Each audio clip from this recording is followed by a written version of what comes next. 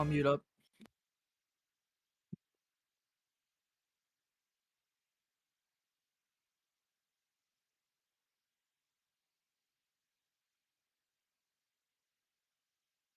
You're gonna do this. Yeah.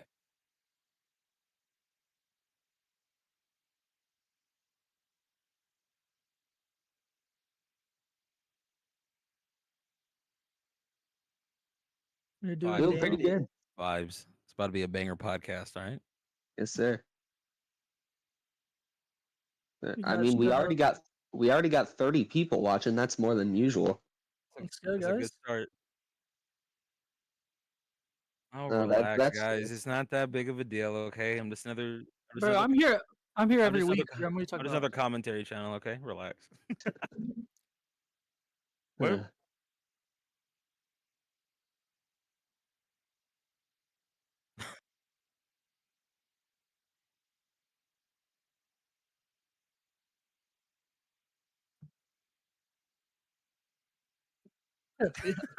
Yeah, I want to within see the reason. most out of pocket questions from everyone in chat before this stream is over with. yeah. And it's always people from my chat. Bro, talking about you. My bad, Ron. My bad. I was gonna say, speaking of your chat, Smurf, that guy yesterday, the comment about the child. Well, Do you remember what? that? That was What? fairly interesting.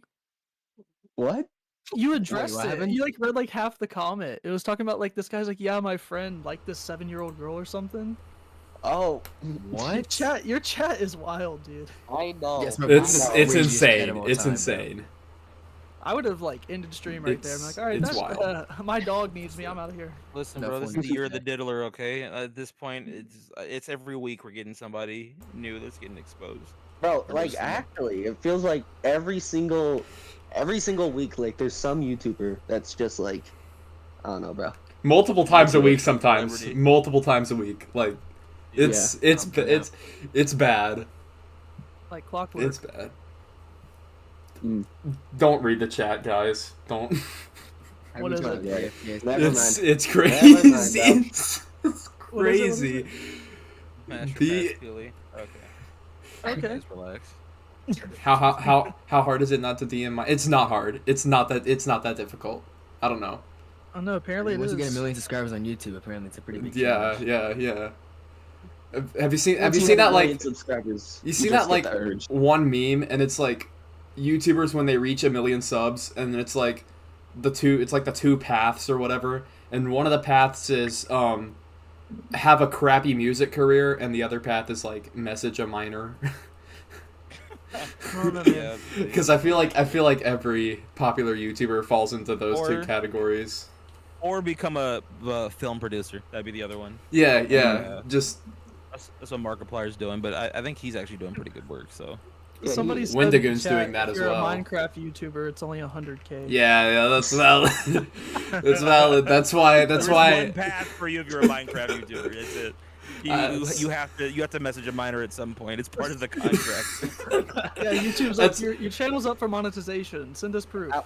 I hopped off the Minecraft YouTuber train, bro. I'm not you doing just that like one- anymore. I'm not doing it anymore, bro. Just make a Minecraft channel? Yeah, but I'm not doing it anymore, bro. It's You got I- way low, bro. I'm not gonna well, lie, bro. I mean, I lost so much. I just lost so much passion for the game in general. I don't know why, and I just feel a lot more motivated to make my Fortnite content. And I also have a cup. Ooh, I'm gonna leak this on chat Start first feeling time. compelled to message minors. Is that what it was, Rim? Like you just. I mean, feeling bad, like, I mean, I don't think it'd be a bad thing because I am one, but Well, that's Whoa, bro. Whoa. Wait, That's hold on. true. Wait, hold on. Wait, random question. Okay, not trying to get myself exposed at some point in the future. I'm asking you completely platonically. Okay, just want to put it out there. How old is everyone here? I'm 16. 15. 15. 22. Wait, I'm the old man. Twisty, you're lying. You're not 22. I swear to God. He's Wait, wow, and you're saying out with all these minors. That's Yeah, crazy. come on, Okay. that's Alright, guys, insane. Let's get it trending on Twitter. Hey, Twisty, let's get it going. I didn't even know Rim was until after we did a collab. No. There's no excuse, okay, Dr. Disrespect Jr. Right? You caught me.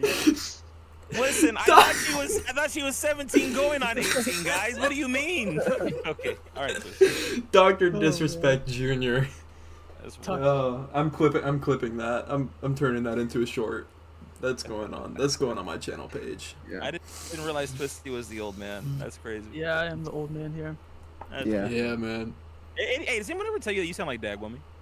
Yeah. Oh, he does. Yeah, I've heard. Say I've it. told him. It's like I told him. You sound like Dag. You sound like Dag's second son. I need to get you, Furious, and Dag on a stream together one day, and just ask my chat if they could tell the difference between the Bro, three. we should get all three of them on the Worthless Opinions podcast. Just saying. Yeah. Don't push your luck, okay? All right, relax. You and Clint were playing with somebody a few weeks back, and I dead ass thought it was Smurf. Like, I was sitting there, I was like, who is this guy? I don't remember seeing the name or anything, but it sounds just like Smurf. We only played with like Clint, or we only played with Dag and JoJo. Typically. Somebody sounded similar to Smurf. Oh, was it JoJo? It might have been. JoJo Josiah? Do you know who JoJo is? Yeah, JoJo doesn't sound Yeah, anything I don't think it like was me. JoJo. Oh, hold on. Well, that's the only part. Wait, hold on, Twisty. I think I remember you commenting that. Was it? Wait, do you know who JoJo is? Not off the top of my head, no. Imagine, first of all, imagine being a pedo, okay, and Oh on, my. on stream and getting caught. Two, imagine not knowing who JoJo is. Yeah, Okay? come That's on. crazy. I don't- Shout out to There's JoJo. like, there's like 6 to 7 YouTubers that I really watch. Listen, okay, I'm not saying I watch everyone. I don't watch the people I collaborate with, okay, but at least I know who they are. All right, gosh, I'm too busy grinding. are you really? Hopefully, it's not on children. Anyway, Oh, oh, man, That was crazy. you guys aren't monetized yet, so I guess we can't say this is gonna get demonetized. But I mean, here we are. So Yeah. This'll be We our good. first We good. guideline strike. wait. Clark, you're older too, right? I am, yeah. So what are you doing here? Well, you invited me. I'm just messing. I'm the guest, bro. What do you mean? I didn't willingly Special start guest. a podcast with 4 children. Okay, that's not the same situation. I'm here to It's actually- inspire the youth. Okay, not groom them. Don't you try to turn this on me, bro. I'm gonna make you look worse. Try me. God. Clark, you're gonna be like Penguin Zero with how you like ruin people's careers. Someone said you're 55 in chat, Clark. today we got That's another what- expose in the Fortnite situation. Looks like Twisty Chase was caught talking to another minor. Pretty crazy. Rimrance had this to say. That was actually a really good impression. Oh my. So It's already off the rails. it only took us 10 minutes, You're gonna invite baby. me on, okay? You look. If you're gonna invite me on, we're gonna have a good time, all right? That's just. There's nothing. Hey, to it that's the point. It's a good place to hang out. It's a good place to chat, and it's a good place to have a good time. So Yeah, man. I was honestly, I've been kind of watching your guys' podcast from the shadows for a little while. See, oh wow, they invited Clint on, they invited this person over here. I'm like, wow, where's my fucking invite? That's crazy, like. That's why, no one just hit me up. But guys waited till 7 episodes to bring me in, which is, wow. But I'm not mad or anything. I'm just, just saying. Episode 7 we were kind special. of working our way up. We didn't want to just have you right out the gate. That was kind of our thought okay. process. Yeah. Well, I mean, now it's just gonna be downhill from here. So, I mean, it's fine. But Yeah. Viewers and clicks, you should have probably waited till episode like 15 or something, and then brought me on. But it's fine. Will this podcast even exist at episode 15? I mean, Who knows? You're about halfway there, so We're might as close. well, We're getting there. We're getting there. Yeah. Slowly but surely, we're getting there. Anyway, I didn't mean to steamroll the entire conversation. I'm sure you guys The- had other things it's- you wanted to talk well- about other than Twisty's proclivities towards small children. I mean, this was the plan, bro. This is all we were It's- gonna do. I feel it, bro. But no, What? you guys have all have really good channels, and I'm like I said, I'm a fan of the pod. It's cool to be on finally. Appreciate I'm it. trying We to- really appreciate that. I think I found. See, I watched all your guys' content and reacted to it at different. Other than Twisty's, I don't think I've reacted to Twisty's content on Yeah. stream, but I have. I was aware of Twisty because of Clen. Clen's the one that actually made me aware of Twisty. And I think Twisty, I came across some of your stuff before too, but I think I found Yeah. Rim first, then it was Aggro, then it was Smurf, and then Twisty. I think I found you last. But Yeah. I actually Rim, weren't we in a call together when Clark was reacting to Smurf? 'Cause Yes, that's how we you, like, introduced were. me to Smurf. Yeah. Oh, that was Yeah, right I was after we on made the stream when I collab saw that. video. Clark was streaming, and he was reacting to Smurf's video. Oh, I forgot what the video was about. But I can't you and I remember were either. in a call, and I was like, hey, I've been watching this guy for a little while, and I think he should collab with us, right? And Clark interviewed Smurf live on stream, and that was super cool. And I was like, Wait, I'm gonna try you it. Smurf on stream? Yeah. You interviewed him? Did I do Oh that? wait, I think Wow, I know heck what yeah, you it was guys a are few months talking ago. about. It was a while ago. But I Yeah. think I remember that. It was a while ago though. Oh, that's right, because you were. I think it was your season 3 video, and there was something I disagreed. Oh, that's right, because you popped up in chat. I'm like, yo, are you in my Discord? Jump into VC real quick so I can roast your life, and then. Yeah, because that's what Rim was said he Yeah, was I remember roasting him. yeah. I remember. And then I saw that Smurf had collabed with Aggro, and I'm like, yo, let's The let's only do person something with I this. I really want here that I haven't talked to yet would be oh god, Leo. Leo is the other one Oh, yeah. that I really like his content. Oh Leo's yeah, I love Leo's that. the That was cool. goat. We do have a pretty big potential guest list, so you know, Yeah, we're just there's- we're waiting on there's a those lot of- opportunities. There's a lot of like upcoming Fort YouTubers I've noticed. Like, I don't know if it's just like one of those things. Once they say like when you get a white car, you notice more white cars. Like, I don't know if it's just that I'm like looking around more, and like algorithm wise, it's like recommending me more. But I feel like every week I'm seeing somebody new with like up on the rise with it, and it's awesome. Yeah. It's Yeah. it's very cool to see. Yeah. Ever since OG, I've noticed a rise in commentary channels. That's when I Yes, started exactly right. seeing like a lot Yeah. of people talk. Like OG brought out a bunch of commentary. 'Cause for a while, I thought I was like Clint and I were the only ones that were really doing it. Along with, did you get what the hell was that? Smurf, what are you doing? No, that was me. I I'm didn't do sorry. that.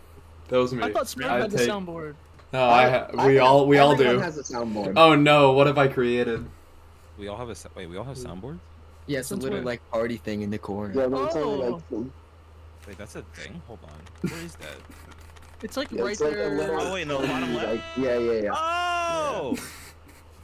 Oh, I've got my huh. What the? Okay. Oh, Oh man. yeah, we got all sorts of cool stuff here. Oh man, you should have never showed me this, bro. I made a That's mistake. You getting these wild. Oh, I got stuff from what's JoJo's?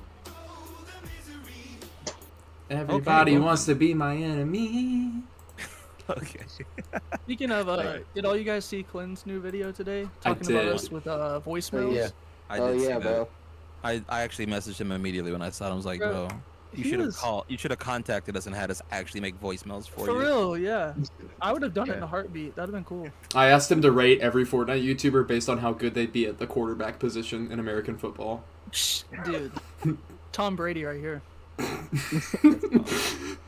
I thought you were Batman. Hey, listen, I can Batman? have multiple identities. Yes. When did Batman play football? Oh no! You haven't seen the picture yet. Twisty's literally Batman, bro. Wait, hold on. What? Hold on, I gotta. Me- I'm curious. Oh man. Oh no. And Spider-Man. Got that Spider-Man one. No, bro, pick a team. Marvel or DC. You can't be both. Marvel. Team Spider-Man Marvel all all the the way. way. All the way Marvel. Spider-Man's Marvel. the goat. Aggro thinks he's freaking Miles over here. So, Yeah. I wonder who Clark likes. I don't know. I'm just Yeah. me and Smurf are just You'll guys never- in suits. He'll never get. Yeah, I'll never guess. You excited for the new movie next year? Oh yeah, I'm definitely looking forward to it. It looks. I cannot believe they're having Mr. Terrific in it. That's kind of cool. Yeah, movie? it looks. I'm Superman. They're doing like a reboot for like the DCU. It's, Oh, like, that's kicking gonna it be off. tough. Oh yeah. Yeah. Hopefully do Oh, it better this fine. time. Yeah, Yeah. they need to. Only thing I've seen from that movie is a bunch of people online complaining about the suit and how it looks. Well, that's just comic book 101, bro. People Yeah. hate suits. Yeah. And The suit will never be right. Everyone will No. always complain about a new suit. That doesn't look like how it did in the original comic. It's like, okay, Doug. just Yeah, relax. it's Yeah. like, especially Spider-Man, bro. They're like, there's too many lines on there. I want 99, not 100. It's You'll have these. They're so you'll have these specific. nerds that'll actually like zoom in on the photo and like count the threads of the outfit. It's just Yeah, just there be was, like- grateful you've gotten 11 Spider-Man movies. Like, Yeah, there was like one with a close-up shot of Toby in No Way Home, and it was like his mask was missing one little web on like the corner of it compared to like what it's supposed to be for like 2 seconds, and people lost their shit over it. yeah. God yeah, bless the continuity. Yes, sir. You've ruined my childhood. And then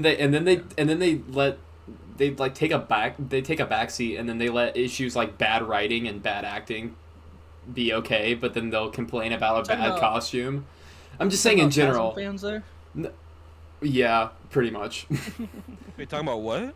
Tasm fans. Like, I don't like. The Andrew Garfield movies. Oh, yeah.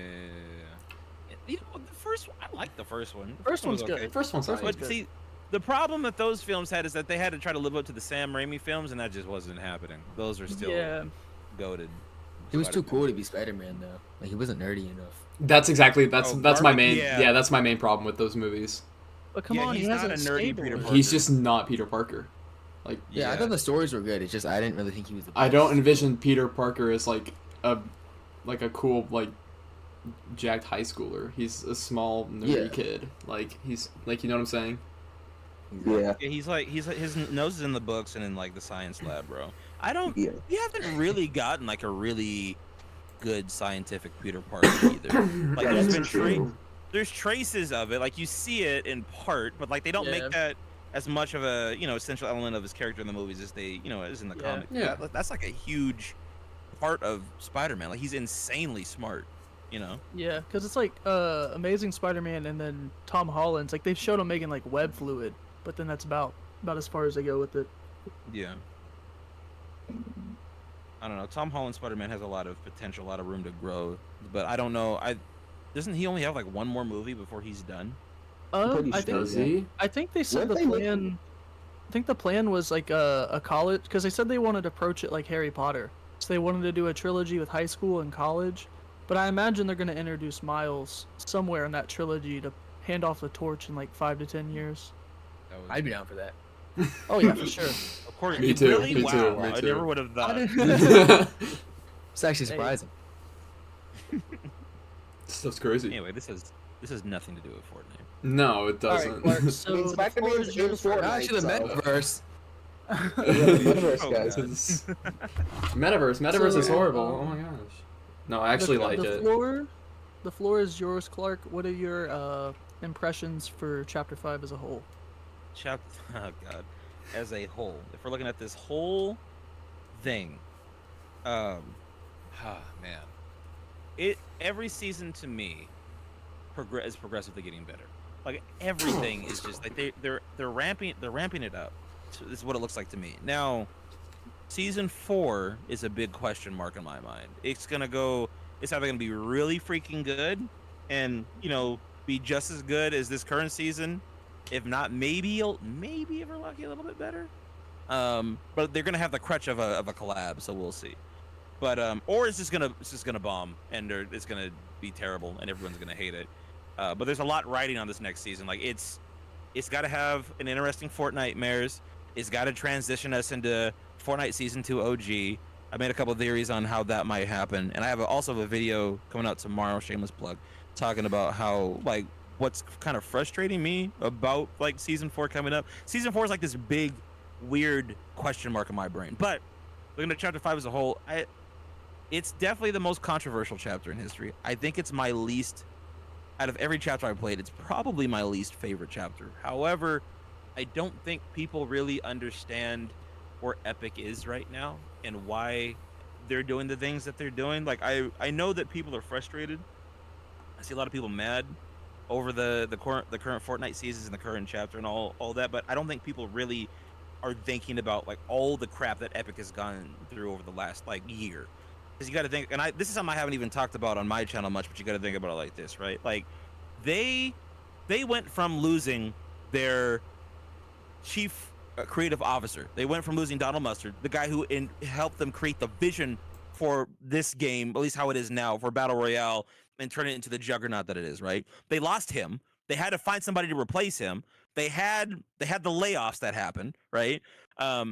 They were also like working on the metaverse thing, which I know we're going to talk about later, but they're also simultaneously trying to build up the metaverse while they've got all these different things. They're working with more companies. They're having more collabs. They're trying to transform the way their game works. They've got like 4 or 5 if you count what do you call it? God, Save the World. They've got 5 individual video games that they have to manage, even though Save the World doesn't get updates, but still. They got 5 video games that they have to manage in under one big umbrella. They're trying to add Fall Guys in. There's a lot of stuff that Epic has cooking. And so people are like, well, why are we getting what we used to get before? Epic Games is less and they don't hit. It's like, no. It's not that. They're in a transition phase. Think about all that crap that I just mentioned. It's a multi-billion, and not to mention, and they're going through a lawsuit with Apple, right? And dealing with all that stuff. So like, there's a lot of pots in the fire. There's a lot of things that they have to negotiate. The fact that you're getting seasons as good as they are with all of that going on is insane. Yeah, Chapter 5 is not my favorite. Yes, Chapter 5 does a lot of things wrong. Yes, Chapter 5 has taken away some of Fortnite's identity and all that. However, you can see that Fortnite is regaining momentum again because each season seems to be giving us more content. As much as I see people complaining about like Season 3, the thing that everyone that talks crap about this season ignores is the fact that this is probably the most content that we've gotten since Chapter 3. Maybe, actually, yeah, I'd probably say since Chapter 3, Season 4. Like there's like we had our first mid-season map update since then. We had the Metallica event. You had the Magneto update. The season started off with an insane amount of content. It doesn't matter if you like the cards or not, but like all the attachments, the play style, the fists, all like of the medallions, all of that stuff to start the season off with, and then pretty much every week or every other week adding a new piece of content into the loot pool for just main BR. Then they give us Fortnite Reload. Like they added a whole new game mode for Festival. That's all in this season. And then we're upset like, well, Epic Games just hates us because there's no summer update. Wait, what? Like, dog, once again, it's not it might not be all the content that you want, or it might be a different direction, but I think that's okay. Like, if this is what Fortnite's turning into, I think once they get their bearings and they get their momentum, which it seems like they are right now, I think it's fun. I think Chapter 5 it's another transitional chapter. Like Chapter 4 felt like a transition, right? Chapter 5 feels like the end of that transition. Season 3 to me, what got me so excited about it was it showed me that like Epic is kind of getting out of their rut. They're gaining their momentum back with Charlie Wynn at the helm, and figuring out the find it in Fortnite model and the metaverse and all that. And I think that I think in this time next year in Chapter 6, I think there's going to be a lot of cool stuff to really enjoy with the game, because it's just they throw so much content at us, and we really are blessed to have like a game that gets updated like this consistently. But that was probably a longer explanation that you guys were looking for, but that's my take on Chapter 5. But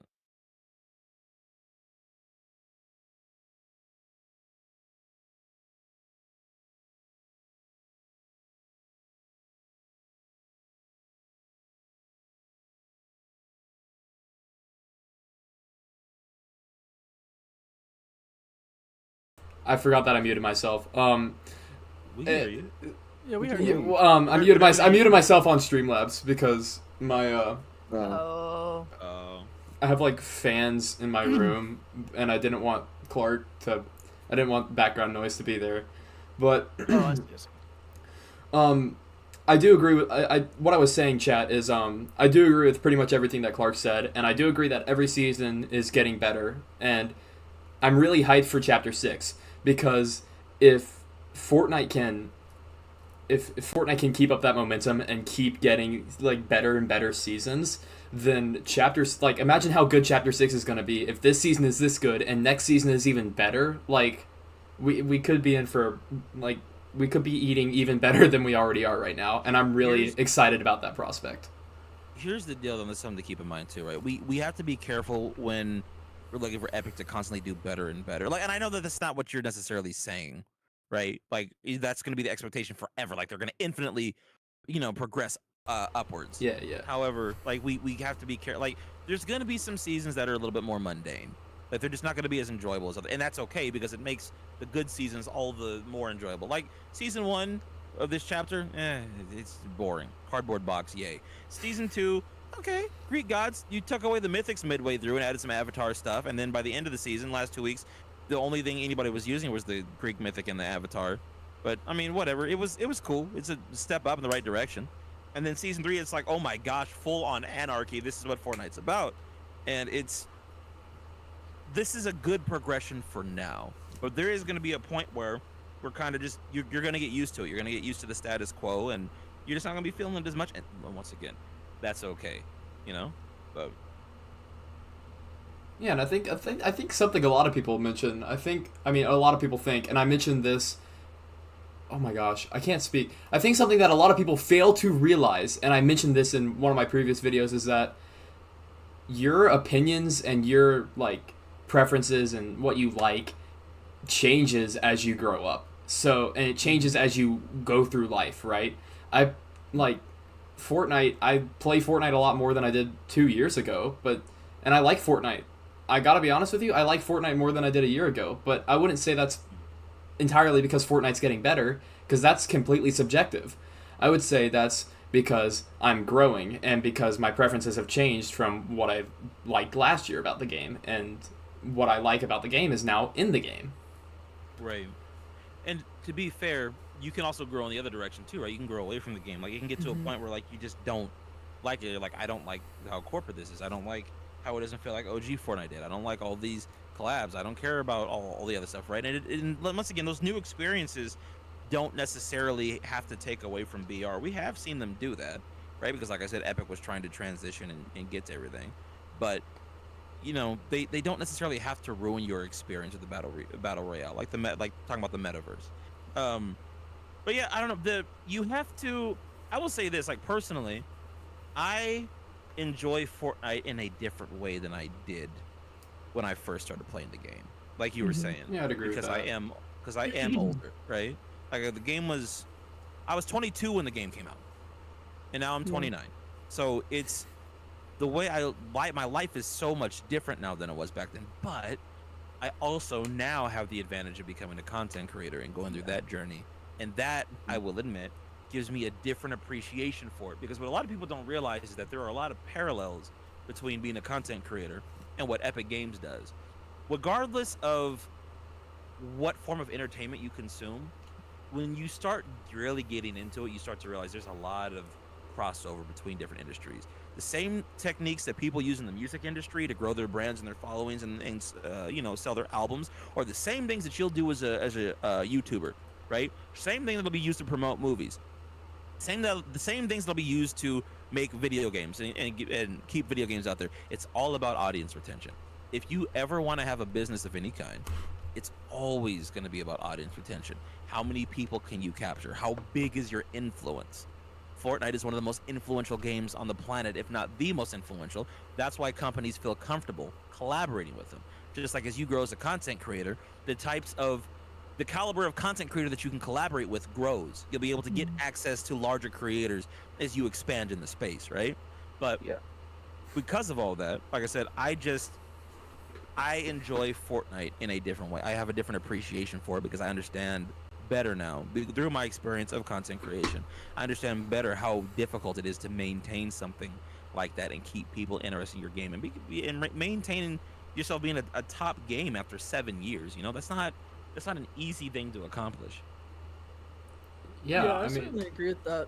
It's like, I don't know, like, especially when you make content that like really analyzes stuff. Like for me, a lot of times what I do is comparing things, and it's like, I don't know, it's like a lot of elements that, you know, you might underappreciate. It's like making the content creation. It just, I don't know, like you said, it gives you a whole new insight to like how everything goes with it. Mm-hmm. Yeah. I mean, to me, like I started playing like a lot during chapter 2. I played a little bit of chapter 1. I didn't really care for it that much, but like I've enjoyed every single chapter of this game. I've enjoyed almost every season of this game. Even seasons that like I didn't like as much, I was still able to enjoy them. And it's more to me just about the progression. Like I see throughout the game's journey becoming, you know, what it is today. So I can appreciate what it is. Even times where I'm not having as much fun, I'm able to look at it in a way where like, well, it's still growing as a game. It's still developing. And that's what makes me like it so much. Mm-hmm. There's, I think when it comes to like enjoying the game, there's different things you can do to help yourself enjoy it. If you are set on playing Fortnite and you are like you can't play any other game. Like I have to play Fortnite, and Fortnite has to be the way I want it to be. Like if you're like one of these people that has to play Fortnite, there are different things you can do to make the game enjoyable for yourself. Like and as content creators, like you kind of, especially if it's your job, like your full-time job, you have to find new ways to keep yourself enthused with it. That like the average person probably wouldn't think about. But I remember last summer when we were going through the Wilds season, and I remember it's not that like I hated BR, but it wasn't hitting the same for me. So what I did was I decided to play more competitive, and then I also started working on a creative map. Right, I explored a different aspect of Fortnite that was really fun, and I started enjoying it, in a new way. And then when that got a little stale, then okay, maybe I'll go back to BR. The other thing is too, right? Like people don't understand this, and I think this is what I've come to realize over the last, I'd say, 6 months. This is what made me really understand like how I can keep myself personally, like how I keep myself interested in this game. I realized I don't really play the game that much. Like if I'm not streaming the game, I'm not playing it. And thing is, I use my live streams as a way to reward myself for the hard work that I do throughout the week. Like, oh, okay, cool, we got a video done. Well, now I guess we can chill with chat and enjoy it. And it's not that like streaming doesn't work, but it's just that I need to feel like I've accomplished something in order to truly fully be able to enjoy my live streams. But that aside, I just don't play I try not to play the game on my off time. I'd rather do other things with my time. Like most of the time, of course, it's making content, right? But like I need to be doing other things with my time, and that's what keeps Fortnite from getting stale to me. Like for example, the Magneto update, it's still pretty much brand new to me. Like I've messed around with the Magneto mythics a little bit, but I haven't really had the chance to master them and really get used to them. If I were to hop into BR right now, I'd have the time of my life. It'd feel like a brand new game, right? But most of my time when I jump on now, I want to play Reload, and that's the other thing that I like. Like Fortnite's giving us options.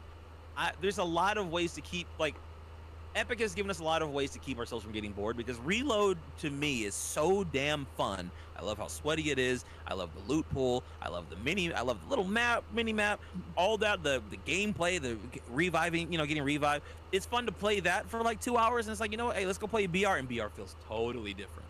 It's a totally different experience. And then just going back and forth between those two, right? But the point is there's a lot of ways to just keep yourself engaged and entertained just with this game, because this game offers so much. Yeah, it's like you were talking about how you started, because for Clarence, I think season 3 is a great season, but especially in the past couple weeks, I've kind of felt myself slipping from BR a little bit, but that's like where Reload has come in. Like 90% of the time I put in this game this month has been Reload. And it's just nice because it's like, I play a lot with my girlfriend, and it's like we'll start out with Reload, go to BR, and then finish off with Festival. So it's like when you have all these people that are just like, oh, I hate the game, it's so boring, yada yada yada. 90% of the time they're either a comp player or they're playing 99% of BR and then just not exploring all these other things. Like there's a reason Epic's putting so much time and effort into these modes, because they work and they're a good alternative to what we've been doing for the past 7 years, Yeah, can I somebody No, Rem. Mr. Yapper. I'm joking. Go ahead. You are right about that. Don't even get me started on the thermal scope. Somebody in the chat just said that they hate Reload, and that's the thing. Say you hated Battle Royale in whatever Chapter 2 Season 6, you really didn't have any options, right? But now, say you hate Reload, or if you hate Battle Royale, you can just play a different mode, and I really like that. But Can I add on to that real quick? Yeah, absolutely. Here's the thing that gets me about people say they hate a mode, right? First of all, and I'm not saying this person is necessarily saying this, but why does Fortnite have to create an experience? Why is it that every experience that Fortnite creates, you have to enjoy it? Why is it that everything that Epic does, you have to love? Why can't there be a mode that exists not for you? right? It doesn't, and look, that doesn't mean that I have to hate it. It's just that I don't enjoy it as much, right? Like, I don't hate Lego mode, but I'm not gonna play it. I don't hate Rocket Same. Racing, but 9 times out of 10, I'm not gonna play it. However, on that off day where it's raining outside and I'm bored and I'm on and the boys are on, I'm like, yo, who wants to play some Rocket Racing? And we'll have a blast for like 2 hours, and then we'll go back to playing BR. But it's like I have options. I don't think it's inherently bad for Fortnite to create something or Epic to create something that's not for you. Let it be for somebody else. There's value in variety. And even if you don't like something, still appreciate the fact that it's there and that there's someone else that enjoys it. It's not always about what you specifically want. And that's, okay. And that's why Well, I like the they- metaverse. Yeah, and like at the end of the day, the existence of the metaverse, whether you like it or not, like take for example Reload. I mean, correct me if I'm wrong, but the standard BR between zero build and build, prior to Reload, like they're pretty much the same numbers before Reload and after, but Reload is matching those player counts, if not at least half. Like you got to think about that mode in of itself is bringing in, say, 200 to 300,000 people that aren't playing this game this season unless Reload's there. And in the end, that just benefits you all, like, no matter what, whether you're a content creator, obviously that benefits you, whether you're playing the game, that benefits you, because at the end of the day, more eyes on Fortnite, more money they get, more stuff you're going to get in return. Yeah. Yeah, that's the thing. Like, people are saying like, oh, these are the lowest numbers that they've ever had in history. This proves that the season shit. It's like, no, it's not that. It's just that Epic gave us another experience that's just as fun as main BR, if not for some of us more fun.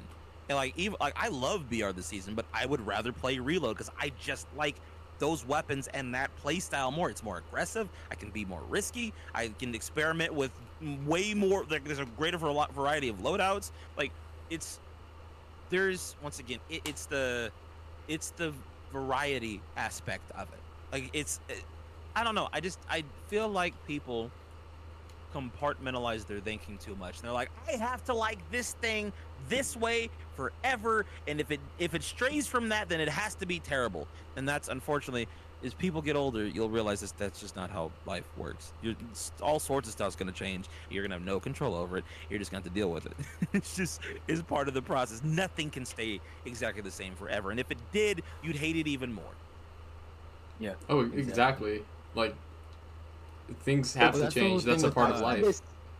I've said this for so long. If OG, I'm saying it, if OG was longer than a month, people would get bored of it within, like, I'm saying the second month.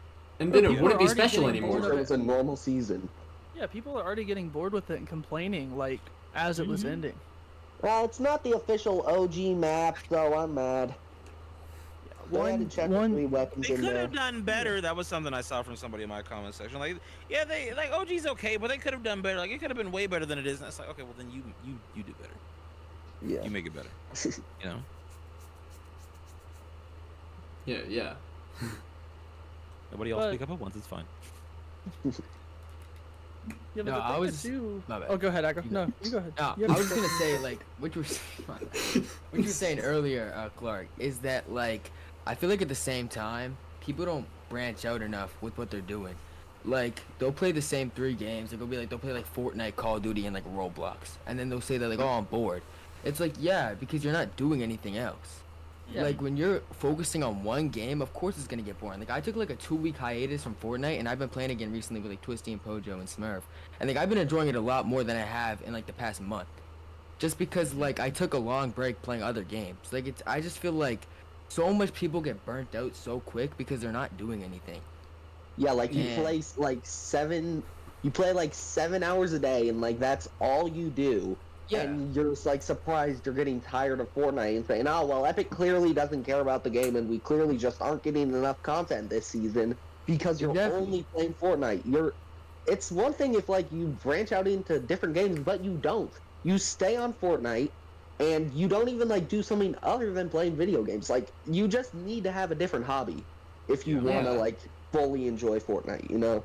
I mean, that makes like me... you were saying earlier with the Magneto gloves, like that was the same thing for me. Those are like still pretty new to me because I haven't messed around with them. But there's people that literally have played like the first day the update came out, they played it for an entire day, and then they're like, oh, this is boring now. Well, yeah, obviously. Well, no crap, it's gonna be boring. And that made me Yeah. think too, like, maybe I'm a fraud because I like the season a lot, but at the same time, now that I think about it, I used to like just play Fortnite and Minecraft. Like that was like literally the only two games that I played, right? That was season 1 and season 2 of this chapter. Those were like the only two games that I played, but now I played Spider-Man 2, I played Jedi Survivor, and I'm like there's that new like college football game. So I'm splitting my time between all these games, and I'm realizing that Fortnite's a lot more fun when it's more special. Exactly. Yeah, because it's like Clark was saying earlier, especially if you're a content creator, like spending your whole time around Fortnite, interacting with your community about Fortnite, and then at the end of the day is spending all your free time with Fortnite. Like, at some point you just need some variety in there, because like no matter what they do, like, and mind you, this is a game that comes out with mostly a new update every 2 weeks, except when they're on vacation, and it's like people still manage to get bored. It just boggles my mind. Yeah. Like we're so blessed, and beyond belief. Fortnite, Yeah, like Fortnite try players playing are so Mortal blessed. Kombat where you get new content every freaking 3 months. Yeah, or like even look at a game like Overwatch, which is like in the same. I mean, I know that like it's kind of fallen off, but like, bro, that gets like not even close to the same with updates. Like they had the Transformers update, but that was just like skins. You know what I mean? Yeah. So it's like, they look at those games compared to Fortnite, where you're getting an update, not like a big update that changes the game every 3 months, and then these small little updates in between. It's like, how could you really be bored unless you're overplaying the game? Exactly. People are. Here's the deal. When I was a kid, I could have only imagined that a game like this could have ever existed. Like, I've told this story a bunch of times, but like when I was a kid, I'm talking like 5, 6 years old. We used to go outside in our alleyway. Like maybe my cousins would come over, my neighbor would have some of his friends come over from school. We'd all meet out in the alleyway. My neighbor would have lightsabers, and my cousins would bring over their lightsabers. We'd all have lightsabers, and we'd all stand in a line or stand in a circle. And everybody would be like, okay, pick your cartoon character, and that's who you're going to be. Okay. Luke Skywalker, Optimus Prime, Goku, Samurai Jack, Dexter from Dexter's Lab, right? And it's going to be like a battle royale. We're all going to fight each other and pretend to be your favorite character. And we just role play and have fun for hours. Kids are able to do that with actual IPs in a video game that gets updated weekly. Back in my day when we had video games, like when I was like, bro, there was no game that was getting updated weekly with new content and new modes. Like you bought the game and that was it. That's all it was. But like there, like it's not to mention that you don't even have to buy this game. Yeah. Yes. Oh my gosh. That's the other thing. It's like I give Fortnite a lot of leeway because it's like the game is free, bro. You don't have to play it.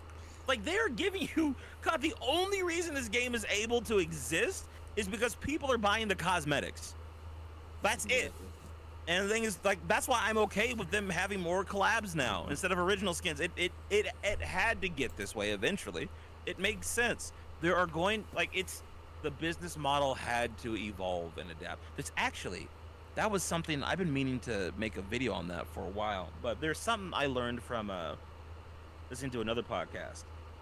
It's actually a Transformers podcast, but it's the guy that actually made the Transformer toys. He was the lead designer at Hasbro, and he made the toys that I grew up with. He talks about the marketing strategies, the different business aspect. He talked about meeting Michael Bay and what they had to do to get the movies ready for the 2007 Transformers movie, like the first big movie that came. All of that, right?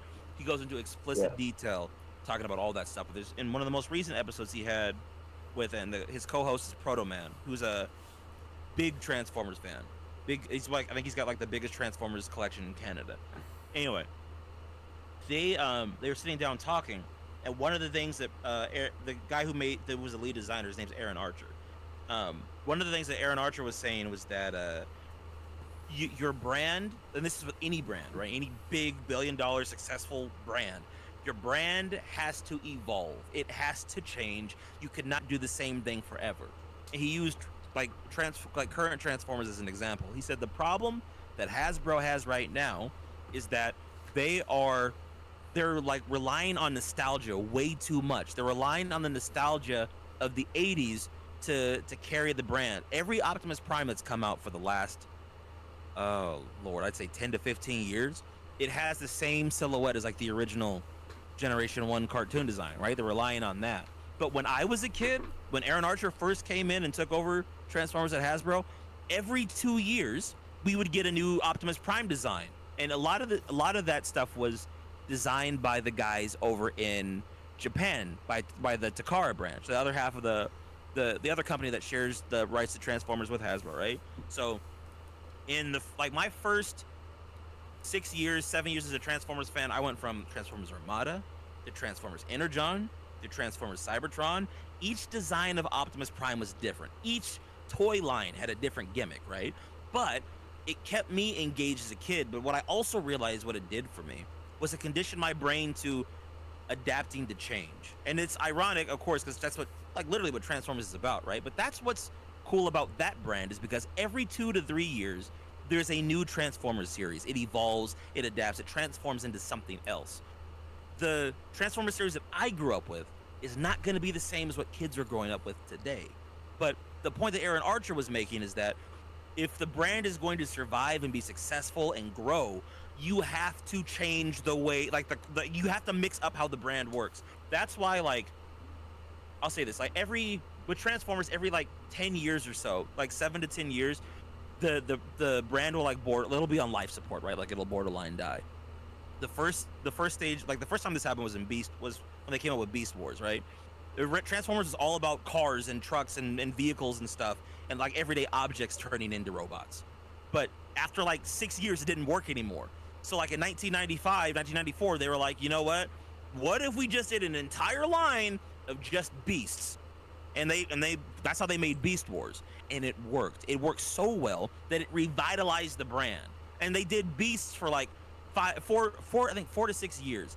And then when that stopped working, that's when my generation came in. Transformers Armada, that revitalized the brand again. And then the 2007 it's cyclical, right? But the point is, like, every 7 years, they do something to completely revamp the brand.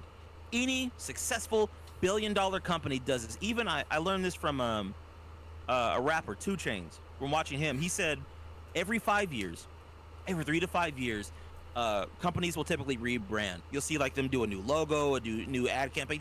They'll change up the structure of something.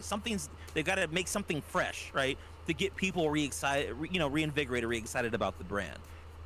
My point is, why I'm bringing all this up, if you're seeing Fortnite do the metaverse, that is the smartest decision that they can do, because you can't expect the game to survive and it be a battle royale for the next 7 years. It can't do that. The metaverse is a necessity. And not only that, Tim Sweeney is a genius. I know that people hate Tim Sweeney, but I will go out on a limb and say it.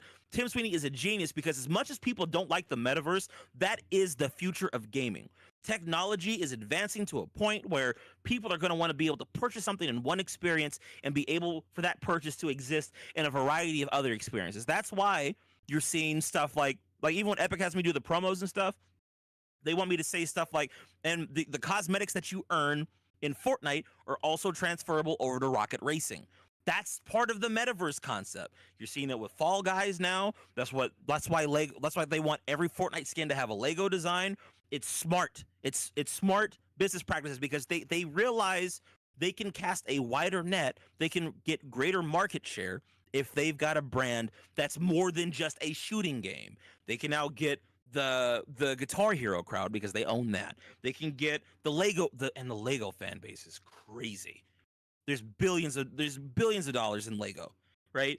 They can get the Lego fans, the Guitar Hero fans, or music fans in general. Like, there's what they're doing with the metaverse is so smart. They get the car guys with Rocket Racing, bro, and it's just, the brand has to evolve to what it's going to, and you may not like it, but as long as your battle royale is still getting updated and they're making new seasons and they're even giving you shit like in essence free cosmetics that can be used between all the other modes, why are you complaining?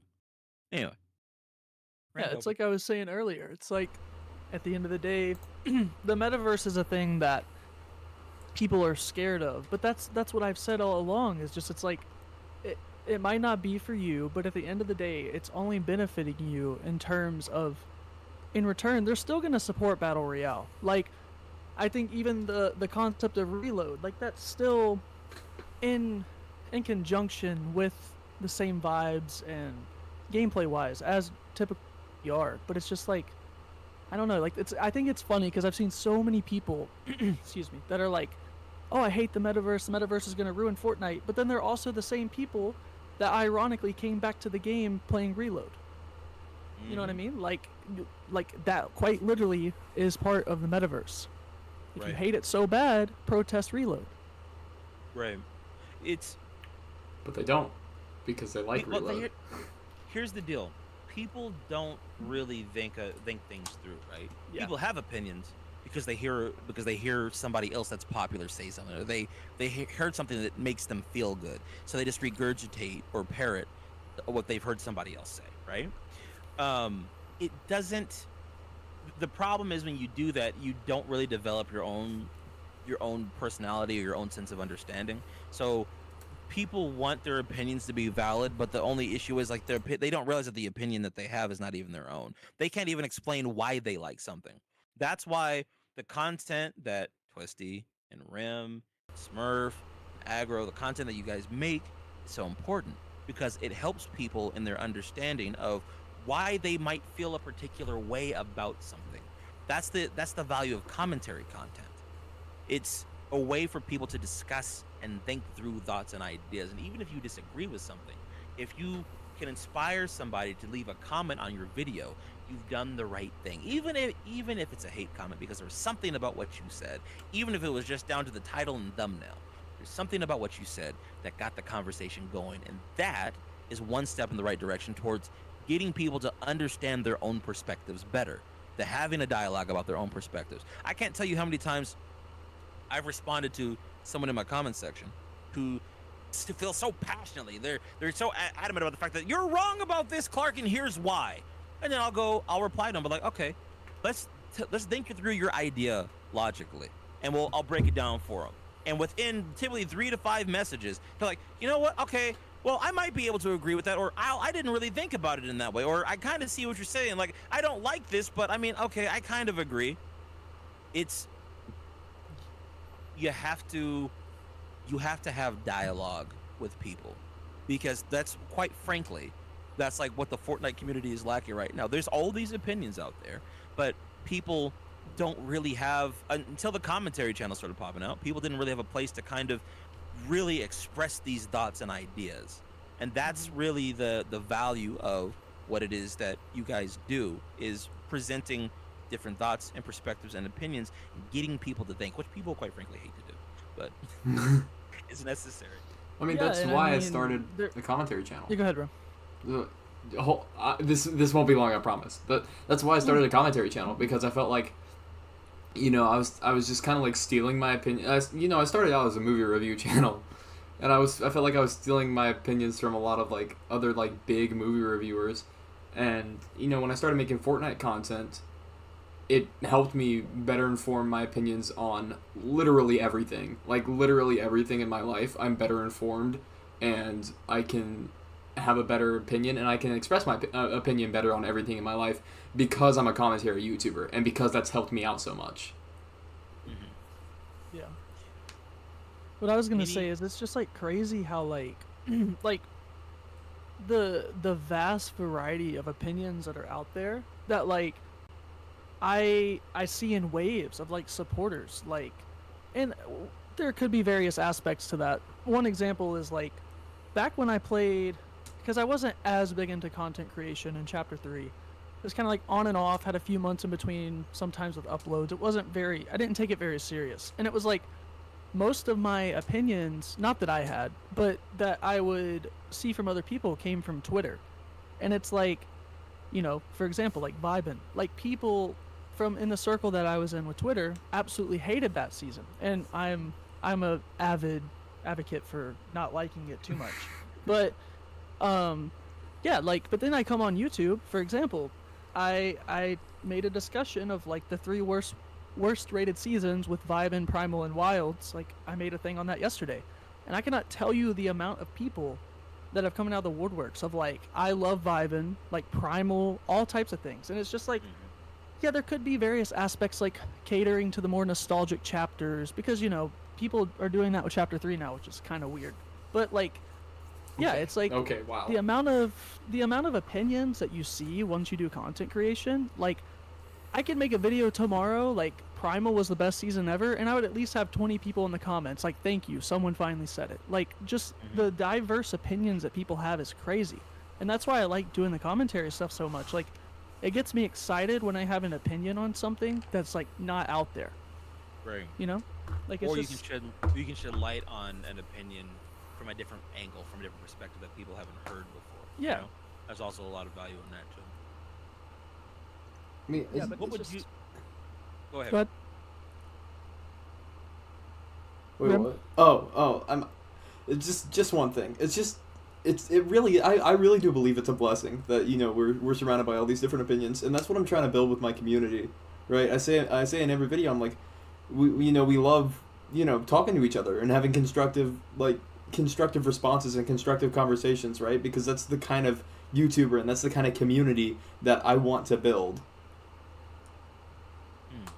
Because I think that all these different opinions they're blessings, like, really, like, you know, because really I think, like, when we bounce all of our different ideas off of each other, and even though it's something stupid and silly, like how I like the thermal scope and nobody else does, but when we can bounce those opinions off of each other, I think it makes us stronger. It makes us able to form our own opinions better, and it makes us able to share our own opinions better, and in turn, we make other people stronger, right? Well, you don't grow inside of an echo chamber. If everybody agrees with you all the time, you're not gonna progress any further, right? Exactly. You have to. But people, it's so amazing to me how much people don't understand that, and that applies to anything you do in life. When I was younger, like I had one thing that my parents constantly did from as far back as I can remember. They are constantly pushing the boundaries of what I was capable of, constantly making me step outside of my comfort zone, constantly putting me in situations I didn't want to be in. When you go through that, when you go through adversity, when you go through tough things, or you go through situations where you have no idea how you're gonna make it through, you're gonna get your ass kicked. But that's also going to teach you a lot. See, that's the thing. Like, nobody really wants to be humbled when it comes to anything. Nobody really wants to be wrong. They just kind of want to pick the popular opinion and then once again regurgitate that to everybody else. And then they want people to accept their opinion and make them feel validated by having the same echo chamber opinion as everybody else. But the thing is, when you really start looking at certain, especially when you do content creation, right? When you see certain comments, when you've been doing content after a while, after you've been doing it for even 6 months, you start noticing a pattern with people's thinking process, and you realize people don't really think this through too much. They just say the same things that they've been hearing over and over again because they exist inside of their echo chamber. But when you have to start facing people and talking with people and have a conversation with people that disagree with you, it honestly, if you let it can be a really exhilarating experience. And like Rem's saying, like, you'll learn a lot, man. Like, you'll grow so much as a person from doing that. Nail on the head. I'm just agreeing with everything you guys are saying. absolute malarkey. Echo chamber. I only want to be surrounded by people who like Chapter 3 the most and who think that Spider-Man mythic gloves are the best mythic rotational item of all time. I don't I think wrote many Spider-Man people would right dispute there. that. Spider-Man, actually, they're actually not my favorite mythic, if I'm being honest. I don't even think they're my favorite Marvel one. You're contractually obligated, based on your profile picture, to like the Spider-Man mythic more than anything else. Especially the Miles Morales one. Yeah, right? especially the Miles variant one. That Yeah, should be your well, favorite. that's why I like Mega so much. Aggro, Yeah, you should that's go on. Mega a is such a rant. good season. Mega is Okay, such a this good man- season. Okay, this man, his profile picture is Miles Morales. He doesn't even own the skin. Yeah, I What? know. Huh? Huh? You can kindly leave this podcast. Okay, let me explain. I wasn't playing at the time they were at it because that's when Tears of the Kingdom came out. So I was kind of on a hiatus a little bit. Hasn't he returned since then? Yeah, he did return in season 4, but I wasn't playing. I didn't really play around that season either. Wow. Well, So then you've every no time Your excuse. boy's been in the game. You just like have magically not Pissed. been there. You know what's so annoying too, bro? Is I was playing like right before he got added, and I didn't get him. all I you didn't get gotta Leon do is Kennedy either, bro. I'm re-download mad the about game, that. bro. Just re-download the game. So you No, didn't I play had through. the game downloaded. I just didn't know who was in the shop. So you didn't play through Mega the whole way. No, yeah. Well, I didn't play towards the end. This Wow. bro. That's I- when I got like. That's when I got That late. dude, Mega That was like so good. that honestly was my favorite season of all time. But I didn't because Tears of the Kingdom I was so addicted to at the time. Bro, we You know, had- there's actually a pretty decent amount of like people that are strong haters on Mega. Yeah, Yeah, I've seen and that. it's so If you look low-rated, on, too. I like- don't understand that. If you look on I've heard someone that's the Fortnite.gg, worst season it has like a and I'm like, bro. 58% on Fortnite.gg, which is crazy. Yeah. Like I would have never expected that. I thought everybody loved it. I guess the people who, I guess they're like a silent minority. Like Well, they're not GG's saying just anything. a bunch of like, I don't want to say that because not every chapter 1 quote unquote OG person that's like obsessed with chapter 1 is that way. But the reality is like a lot of stuff on that website just feels very forced. Like, Yeah. it doesn't feel like genuinely like, yeah, I played this season, I don't like it. It's just like, oh, it wasn't chapter 1, wasn't chapter 2. I'm just gonna put the shit emoji on it. Like, it's no good. Yeah. Yeah. Echo chamber. 'Cause- Yeah, bro, because it's like Mega. I think it's like in the bottom 7 on that list, Yeah. and it's Which like is this insane. season. This season 2, I think, is like the 5th worst. It's just like it's absurd. Look, in a Yeah, year, like- everyone will be singing the season's praises, talking about how good we had Yep. it. Mhm. I mean, that's I happening with did Wilds right now. And, like, I will say, I think Wilds is a little overhated. Like, there was things I liked about it, but, bro, the turnaround is crazy on Twitter right Really? now. I Yeah, experienced. Murph I- saw, like, a have bunch of it, bro. There was people praising that season. Like, is anyone else getting nostalgia for Wilds right now? It's like, bro, you Yeah, were just sitting on the yeah. season. like, Wait! Nostalgia when the season wasn't even a full year ago? That's crazy. I mean, Yeah. I That's get insane. nostalgia, because I can understand nostalgia if it's, like, even a month. Because, like, nostalgia works in weird ways sometimes. Yeah. But, like, I don't know. It was the way they were saying it. It's just like, bro, come on. You know Well, what? the thing Like is- I get that, but like I don't know. Wilds was just not good. That's scary. People actually like Wilds. I'm sorry. I mean, honestly, Ah, it's like a pump C, brakes, it's like a pump C, brakes. high C tier for me, if I'm being real. I enjoyed it, but it was a very average season. Yeah, it's one of the lower ones for me. Yeah. But I think Of it's a little course, of- overrated. Like, of it's course, not of as bad as course. Vibin or Primal. Yeah, it's leagues better than Vibin. Yeah, I'll stand on that hill. Yeah. I had a Like- lot of fun during Wilds. Yeah, I was but gonna say, what's your opinion on Vibin? on vibing. Oh man. Choose your Oh, words. that's what I was gonna say. This actually ties together beautifully. One thing I had to learn. This will answer your question. Give me a second though. One You thing got I it. had to learn was that I had to really, especially like the better I got with commentary content, I had to ask like, why do I dislike some? I've been to Wilds. I mean, this is the pocket of time that it kind of took me to figure this out. Actually, yeah, this is the exact pocket of time it took me to figure this out. I remember because this is when I was still storyline focused within that year. What I realized is that like, okay, my issues with this season aren't really with gameplay. They're more so with the story. But I'm like, I didn't originally play this game for the story. So if I start just in like, what if I just start looking at it from the standpoint of gameplay? How is it? But from a gameplay standpoint, well, I really enjoy it. And that's when I started telling people that I think in chapter 4 season 2 and season 3 is when it really fully kicked in for me. But it was like, you know what? Storyline, yeah, it's pretty bad. But like I remember chapter 4 season 2 is when I stopped really caring about the story. I'm like, yeah, this isn't really going anywhere. And then I got a little bit excited when they put my boy Optimus in. I was like, okay, it's kind of cool. You bring in Dr. Sloan back. I'm happy. But then they didn't do anything with that. And it's like, oh, okay, well, all right, kind of nailing the coffin for me. But when I look back at those seasons, like you're talking about Wilds, even Vibin, I really enjoyed Vibin. Like there was a certain beauty to that season that was like it was like a really fun time to play. It's a really fun time to be a content creator. There was a lot of good Fortnite lore that was going on at the time. There's a lot of mystery. We were still getting like really good map updates. The reality tree was beautiful. How that was progressing throughout the map. Certain parts of the map were getting distorted. Certain POIs that we hadn't seen in a while were getting brought back onto the map. I was making theories about how the mechanics of that worked at the time. Like even for the seasons that I think like sometimes like I guess I didn't really like that season. But the more I think about it, I'm like, wait, no. you had a lot of fun, and it's because I focused on, like, I figured out a way to make that season fun for me. And I Yeah. think, like, with Vibin, like, it was a combination of, like, the Fortnite theories and stuff that I was making at the time, but also I was playing a lot of competitive. Like, there was just a lot of really good stuff to enjoy from that time period where Fortnite just made the game so fun. Vibin was a really good season. And same thing with Wilds. Wilds was good too, but I would say, like, if I had to choose between those two, which one I like more, I think Vibin was a better season. Yeah, I think agree. Vibin gave us a lot more than Wilds. They're both good for different Yeah. reasons.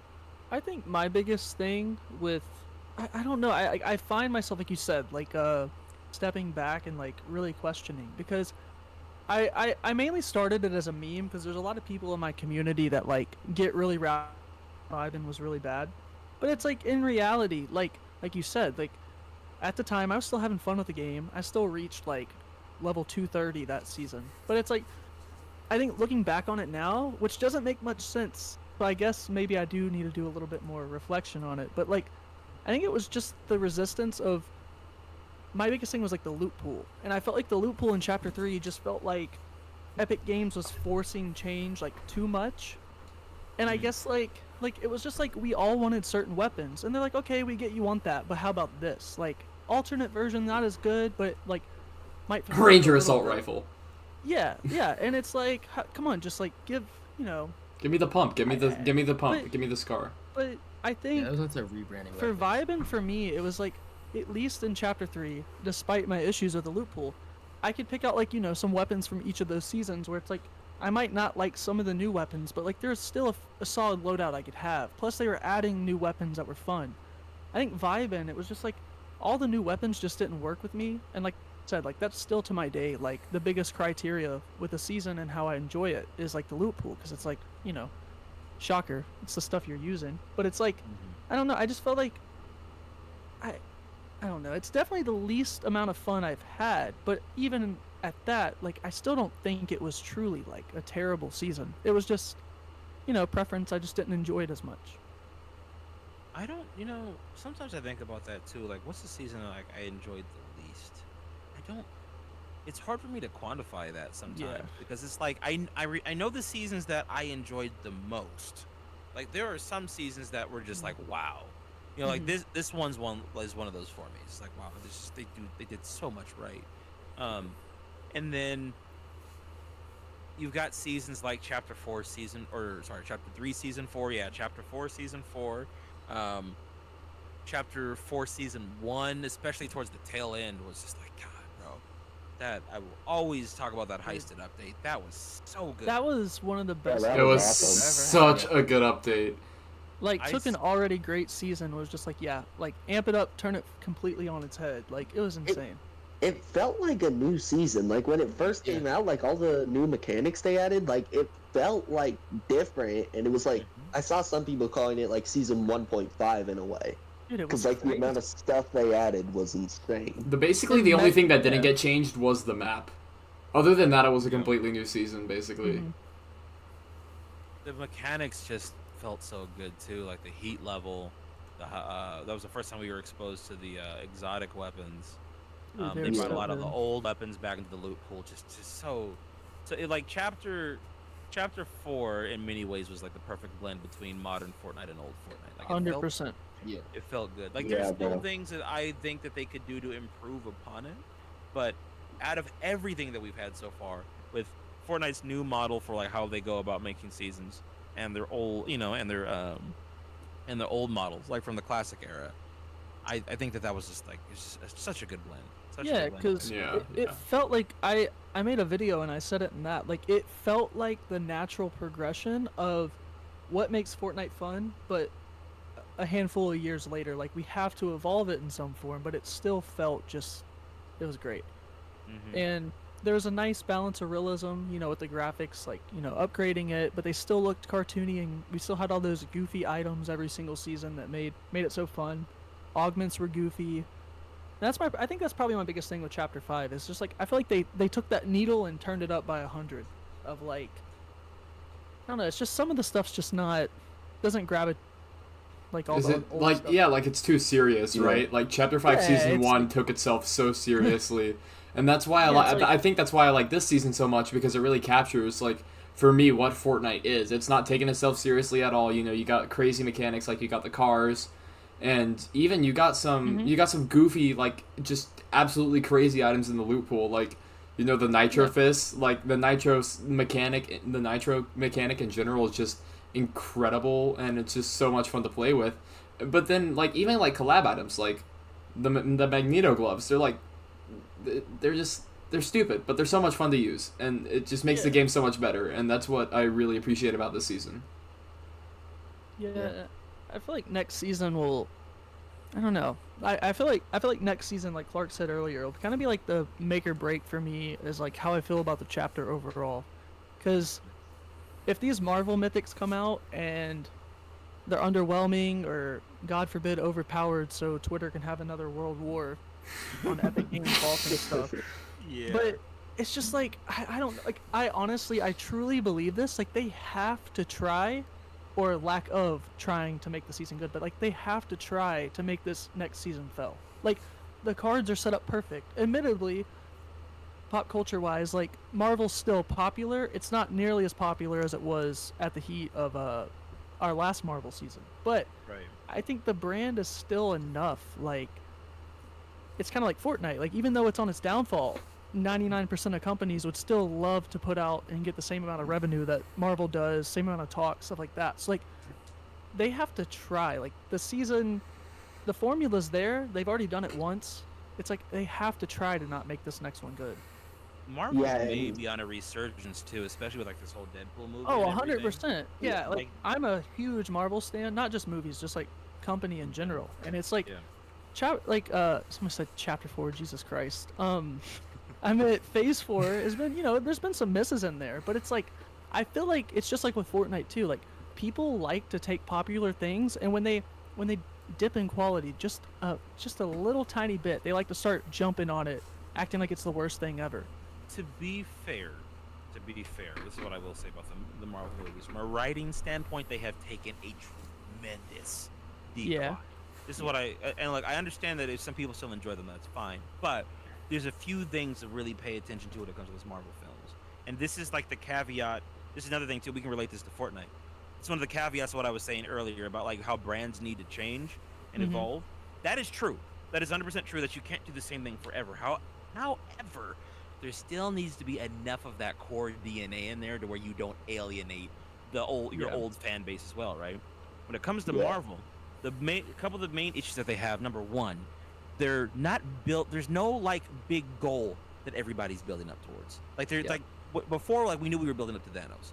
Now it's like we were kind of building up to Kang, but Kang's gotten his ass kicked in every movie that he's been in, so he doesn't really seem like a credible threat.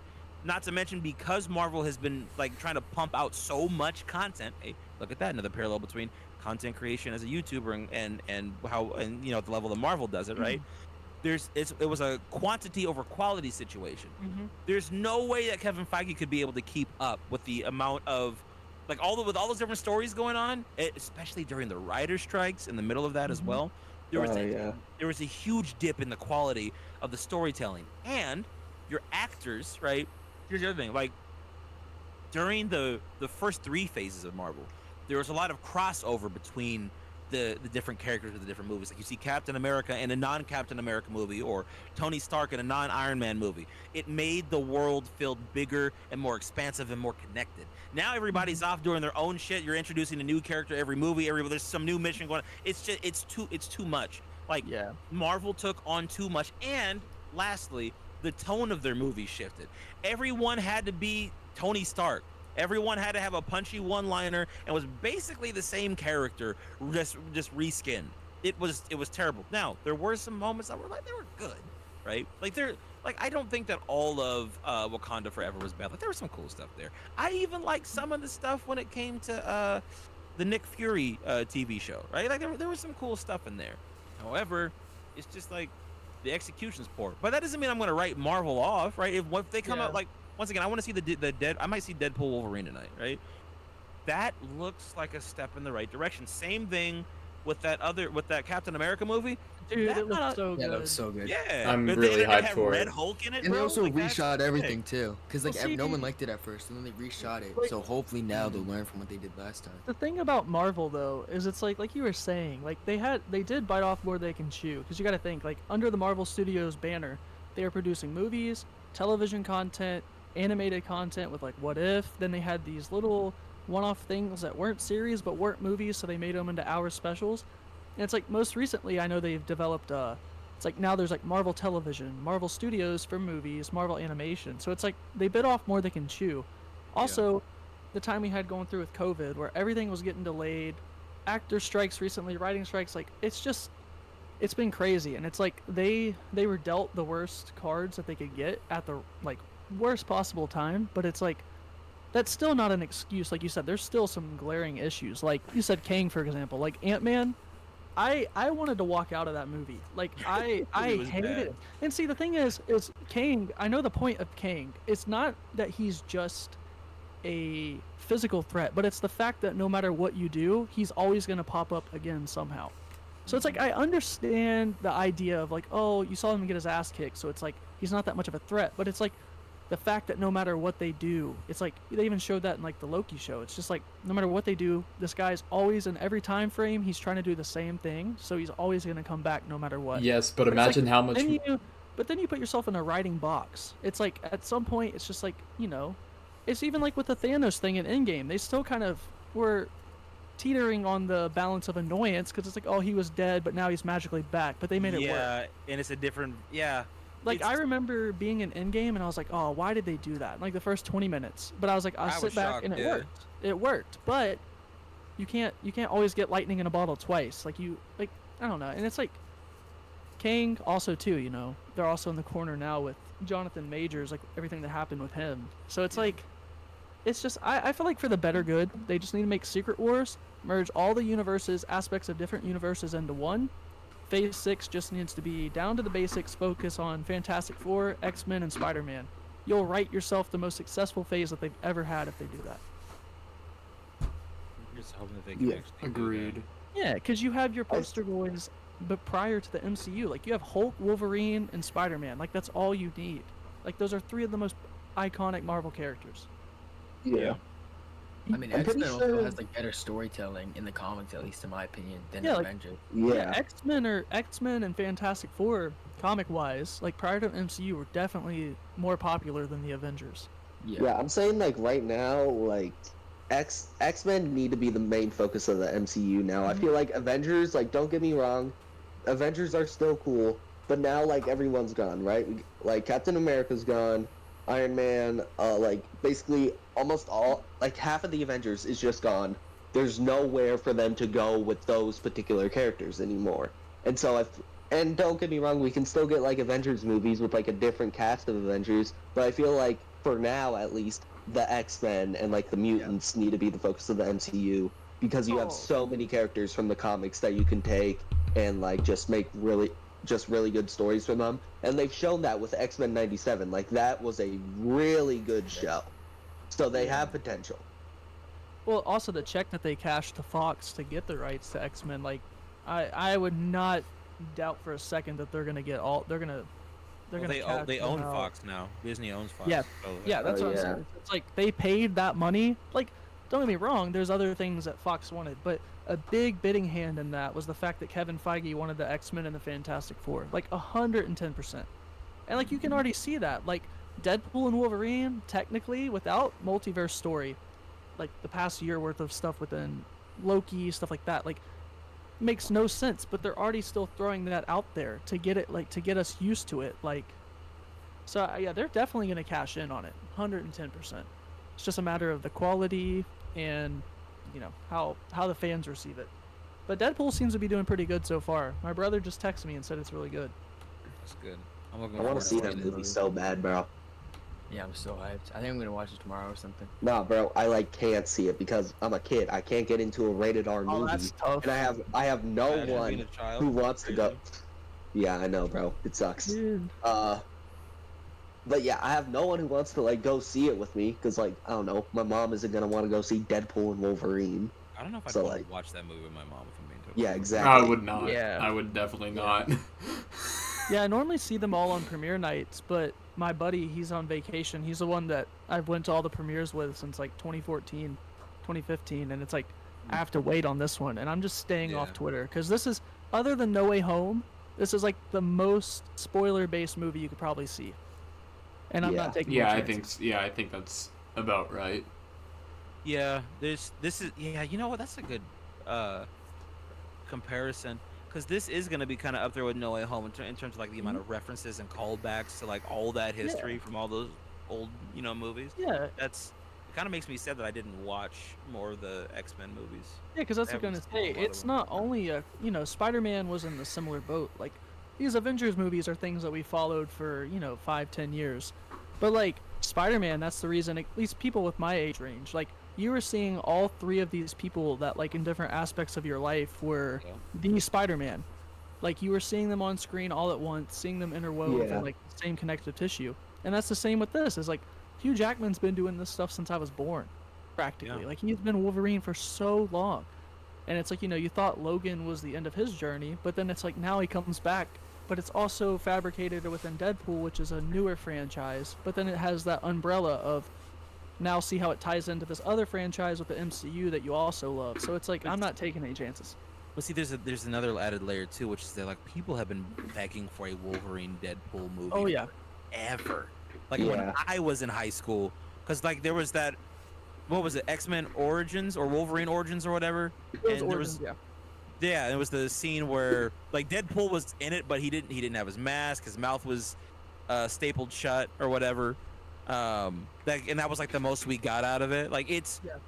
We've been waiting for this because, like, even in the because I'm not the biggest Marvel guy, but if I recall correctly, even in the comics, like Wolverine and Deadpool have a very interesting relationship with each other. Like the way that they play off each other is really cool. Like that's why people want to see it so bad, So I'm kind of curious to see how they're gonna execute this. But from everything I've seen, it just looks so good. It looks like a lot of love and care has been put into this one. Which Yeah. is more than you can say for a lot of Marvel projects that have come out recently. Mm-hmm. Ant-Man 3. Guardians of the Galaxy 3 was good though. Guardians of the Galaxy Oh, 3 yeah, was Guardians so of the Galaxy was good. awesome. Yeah, see, Yeah, that's what I that- was gonna yeah. say. I think Ant-Man's really the only like pure miss that they've had though. Like What about the Marvels? Marvel's The Marvels okay, was okay. fun, actually. It was I not a like- good movie, I but it like- was fun to watch. Yeah, like I loved Miss Marvel, the show. Like I know like it was targeted towards like younger kids per se, because like the visuals and stuff. But like something about it, like I just really liked it, and I really liked. Yeah, her it was character. charming. And Mm. I saw the reviews coming into Marvels, so I kind of lowered my expectations. Like it was still like a 7 out of 10. Like it was nothing spectacular. Don't get me wrong, but like it's just like how people are acting. Like some of this MCU stuff's like bottom of the bottom. Like yeah, it's bottom tier compared to what they've done, but it's still not terrible stuff. Other than Ant-Man. Ant-Man was just a clown fest. I think there does need to be a distinction made because movies like the Marvels, let's think like Thor: The Dark World, Thor 4, they're bad MCU movies. They're bad Marvel movies. But in the grand scheme of things, they're not bad movies. And I think I feel like there could be like a standard that's made there because Marvel holds itself to a higher standard than I would say the average movie does. So you can have a bad Marvel movie, but that movie, like, in a vacuum, it's not a bad movie on its own. I mean, I say the same thing about Star Wars a lot, too. Like, I think The Last Jedi is a pretty good movie, but I think it's a bad Star Wars movie. Like you know what I'm saying? Yeah. Which one's the last Jedi? Yeah. Yeah, 100%. The Last one Jedi with, was like the 8th one. yeah, the one with, with, like, the red guards. I gotta be on, bro. I didn't watch any of the ones after the This- 7th one. Yeah, you're Star valid for Jedi that. said- I wish I didn't said- either. I love Star Star Wars, but it doesn't Wars, love me oh. back. Star Wars fans are the bottom, bro. Like I love. Star Oh, Wars. okay, Star Wars fans are okay. actually You so want, insane. dude? I will never get into Star Wars the way I am with Marvel, even if I might have the same love for it, because they are intolerable, bro. Absolutely intolerable. Are you calling me intolerable? Yes. Possibly. I'm like they were I'm guys convinced that- that I'm the biggest Star Wars fan in my town, dude. Oh god. Yeah, dude. My brother is one of those. I people. genuinely feel like I'm an insane person every time I talk about Star Wars because I love it that much. Oh my gosh, guys, remember the Death Star got blown up? Oh my god. Oh my gosh! One of the lead actors for the Acolyte said that Anakin blew up the Death Star, and that made me furious. It wasn't Oh yeah, I think I saw that clip. It's like I mean, yeah. technicalities. I thought he but- did. Whoa, blow up the okay. Death Star, though. no, it was. Oh my gosh! Bro, I'm gonna be honest, bro. All I really watch is the prequels. I don't really watch the other ones. Technicalities. Yeah, how does it make you feel that I've never like properly really like watched a Star Wars movie?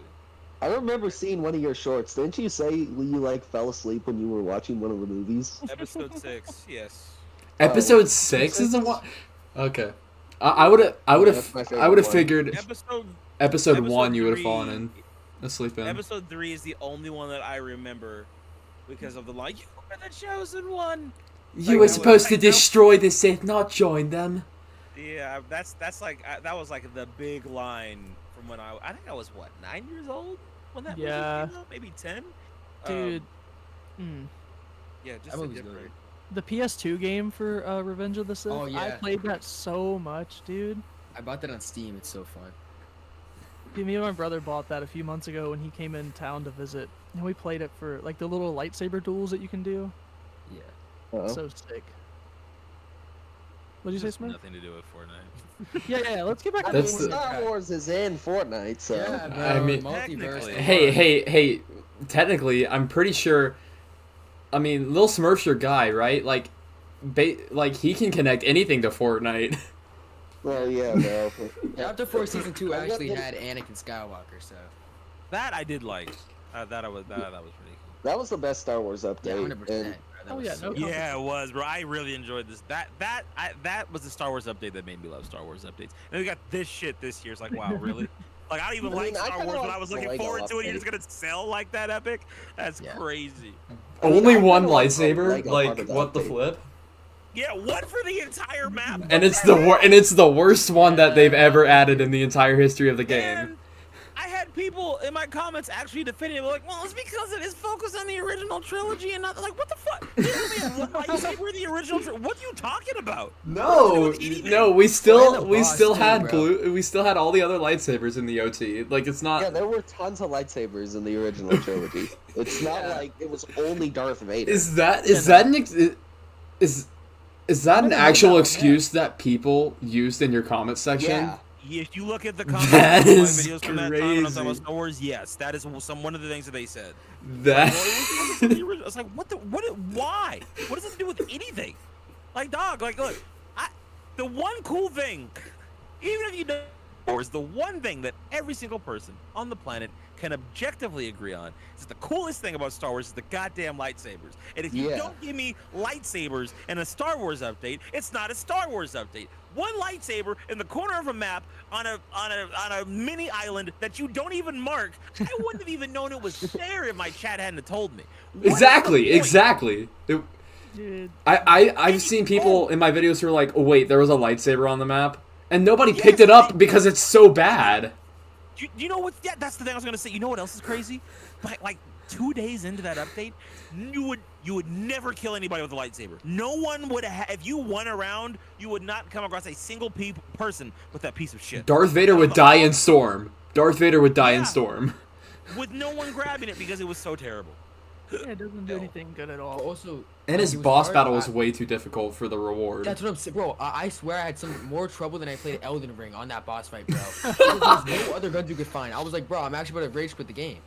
Like, it was Yeah, bro, so they're I don't know like- what they did to put him on crack or something, but it was crazy. Yeah, like, bro, in Vibin, like, he wasn't that bad of a boss, right? Like, he was difficult, don't get me wrong, but he wasn't crazy. When they added him back in this Star Wars update, bro, he was insane. Yeah, I don't know You what it could was. not take him on solo. Then of course, once you finally had him down, little Timmy hiding behind a bush would one hit you, Exactly. then take the lightsaber for himself. Gosh. That All that for like a mid lightsaber too. Yeah, exactly. and third parties are actually so much worse this season. Like with the bosses, they're Oh, bro, they really are. The bosses are not fun to fight anymore. It's crazy. just because. And well, I mean, there's nothing Epic can really do can't. It's not about their that. It's just their player base. Look at that siphon. Just keep Demonic my is going crazy in chat right now. What's he Literally saying? Dr. Disrespect. You said who? Demonic Bark, I'll says kiss you. Okay. chill. Yeah, come on, Clark. Say the line. Stay twisty. Yeah. Oh my. Is that a thing? Yeah. Yeah. It's like At the end That's of every twisty video. it's right? not it's not a thing, it's the thing. It's the thing, Yeah, man. come on, man. It's the trend. I said it one And time. stay twisty. You really tried to come up with your own catchphrase like Nick A30, and it just did not. Well, I mean, what am I supposed to say at the end of a video? Like, just abruptly end it? Like, it was fun, and then people were like, "Oh, Bro, like, what's it mean? It doesn't mean really anything." a tagline at the end, bro. Stay Hey, I twisty. say accidents don't exist at the end of my I mean, videos. What's going on, can Clark hate. and Clampets? Welcome back to another video here. Like, I'm sorry. This isn't very twisty of you right now. Yeah, Yeah, bro, no, make it a it's little not more very twisty. twisty. Okay, all right. I Listen, keep listen, it straight. listen. All right. Yes. Is it cringy? Yes, but it just feels natural. Like, I can't breathe if I don't say it at the end. I'm Listen. I'm a 15-year-old Yeah, Fortnite just like YouTuber. on It's the next difficult to video. get much more cringy than me. Wait, what? Well, no, Nick A30 does have the amazing thing, and then the Amazing. and then his little bubbles and the dog pop up on the screen. oh yeah, Yeah, bro. but that's Nick A30, okay? He's allowed to do that because he's got millions of subscribers, okay? And all of them are under the age of 12. He's earned the right to be No, cringe. no. Nick A30 is the G. I like him. Yeah, what if it came out next week that Nick A30 was out here talking? I'm telling you, bro, people are Can gonna start you putting bets on who the next person. I Can you imagine? That's Dude, oh my amazing. god. Nick, how could you? That's not family friendly. Oh my god. Oh, He's everybody- not Crazy. family friendly, man. I'm- He's trying to attract all them to his stream. I mean, Bro, you know what's crazy? I brought this up so many times on like my streams, but it's never a Fortnite YouTuber who comes out as like a diddler. You know? Oh, So- the COD players. Yeah. So I. In the yeah, Wait, so that like, that's you're onto something. Minecraft, And the it's all of variety that. So I players. think like, I feel like that kind of content is the way to go. You know? So like, Yeah. we just need more Fortnite content on YouTube, and then we have less pedophiles. That's the solution. You know? Siva Jenna just said jail A30. bro. Oh, Lord. Okay, I have a question for you guys. How do y'all feel about the current state of Fortnite content? Me? I think it's. Fortnite content? We need more Gameplay- YouTubers like Twisty Gameplay Chase. wise, like One the at a gameplay. time. I would say, I think like what we were talking about earlier, like the birth of commentary side. I don't think that's by accident. Like there are people out there that have been testing the waters with Fortnite content forever, and it was like nothing was working unless you were covering leaks or you were doing these stupid little skits of like, I snuck into my girlfriend's tournament, but the twist is I'm a villain. Like it's just like 500 fashion shows and 300 hide and seeks. Like people want to see something different, and it's like it's nice that it is taking a turn, like to more, in my opinion, more effort-based content. Like it's not, hey, get here with two of us behind the scenes, like do certain things to make the video work the way it's supposed to, trick the audience. It's the same thing, just a different flavor every time. Like I think that the state of content's a lot better. Like because truthfully, like back in before I started doing commentary, the only Fortnite YouTubers I would watch would be Tabor Hill. I'd watch you and Clint. That was about it. And it was like everybody else, it was just like I liked Nick, but he uploads once in a blue moon. Like, but everybody else, it just feels like they're all doing the same thing, and they're just blessed to the fact that they got on the train before anybody else did. And I feel like they're still so, like, they're just trying to stay in that comfort zone of relevance, and it's like, I don't think they're really testing themselves as much as they could be. Yeah, I could agree with that. They're definitely not. No, I they don't think, really have an incentive to. Anyway, keep going. Let me talk. I think like I miss the days of like Fresh and Laserbeam. Like I really did enjoy watching Fortnite content back then. But I do think it's going into a better direction, like Twisty said, where you could sit down and watch the commentary videos. So I think overall it's better. But I think they like the gameplay YouTubers, man, they've really fallen off. Like it's all about fashion shows now and doing stuff that like is gonna attract little kids to the video. Not like you know what I mean, but like No, we heard what you said. yeah, but you know. Welcome back to the Worthless Opinions podcast. But you gotta think too, though. It's because their initial style of like content, like Ninja could post a video of him dropping like a 30 bomb, and it would be that's all he needs. No editing, just simply him. But like Yeah. the retention span of people now, like you click on anybody's video that has a respectable amount of views, Like you'll see in the first 10 seconds like why they have so many views. Like Yeah, exactly. it is just the grab, the edits, the zoom in. Unless your name is Charlie.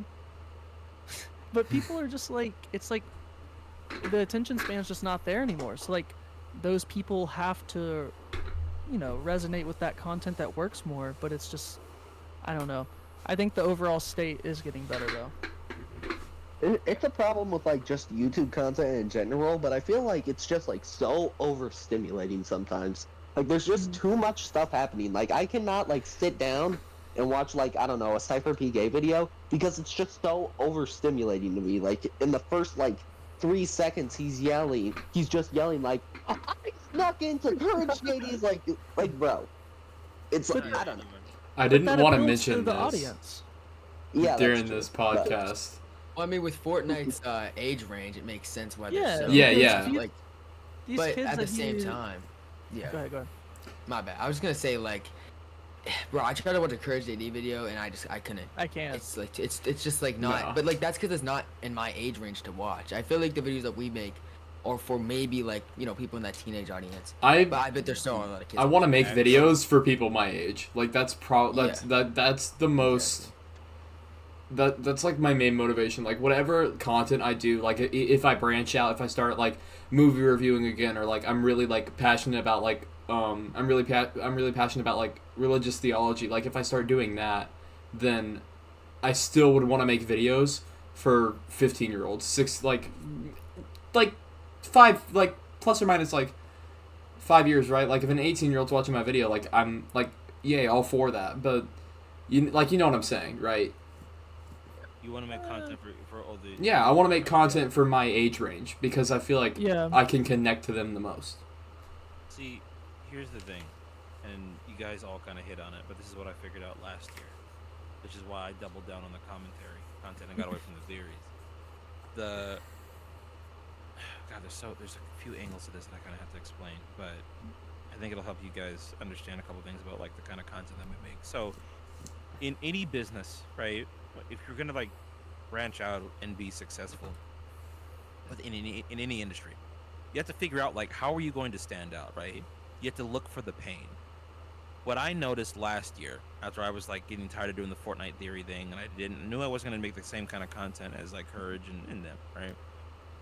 I was trying to think like, okay, well, what does the community really need right now? Like, what am I not seeing? And like, what's wrong with the Fortnite community? And I started getting really frustrated because, like Cypher, he used to do commentary content, and then he stopped. And after Cypher stopped doing the commentary, I guess it was just, I don't want to say it was just me. I know that there were probably other people doing it, but I wasn't aware of anyone other than maybe iTalk, and iTalk wasn't that consistent with it. And I think I may have just found Clint. Anyway, I digress.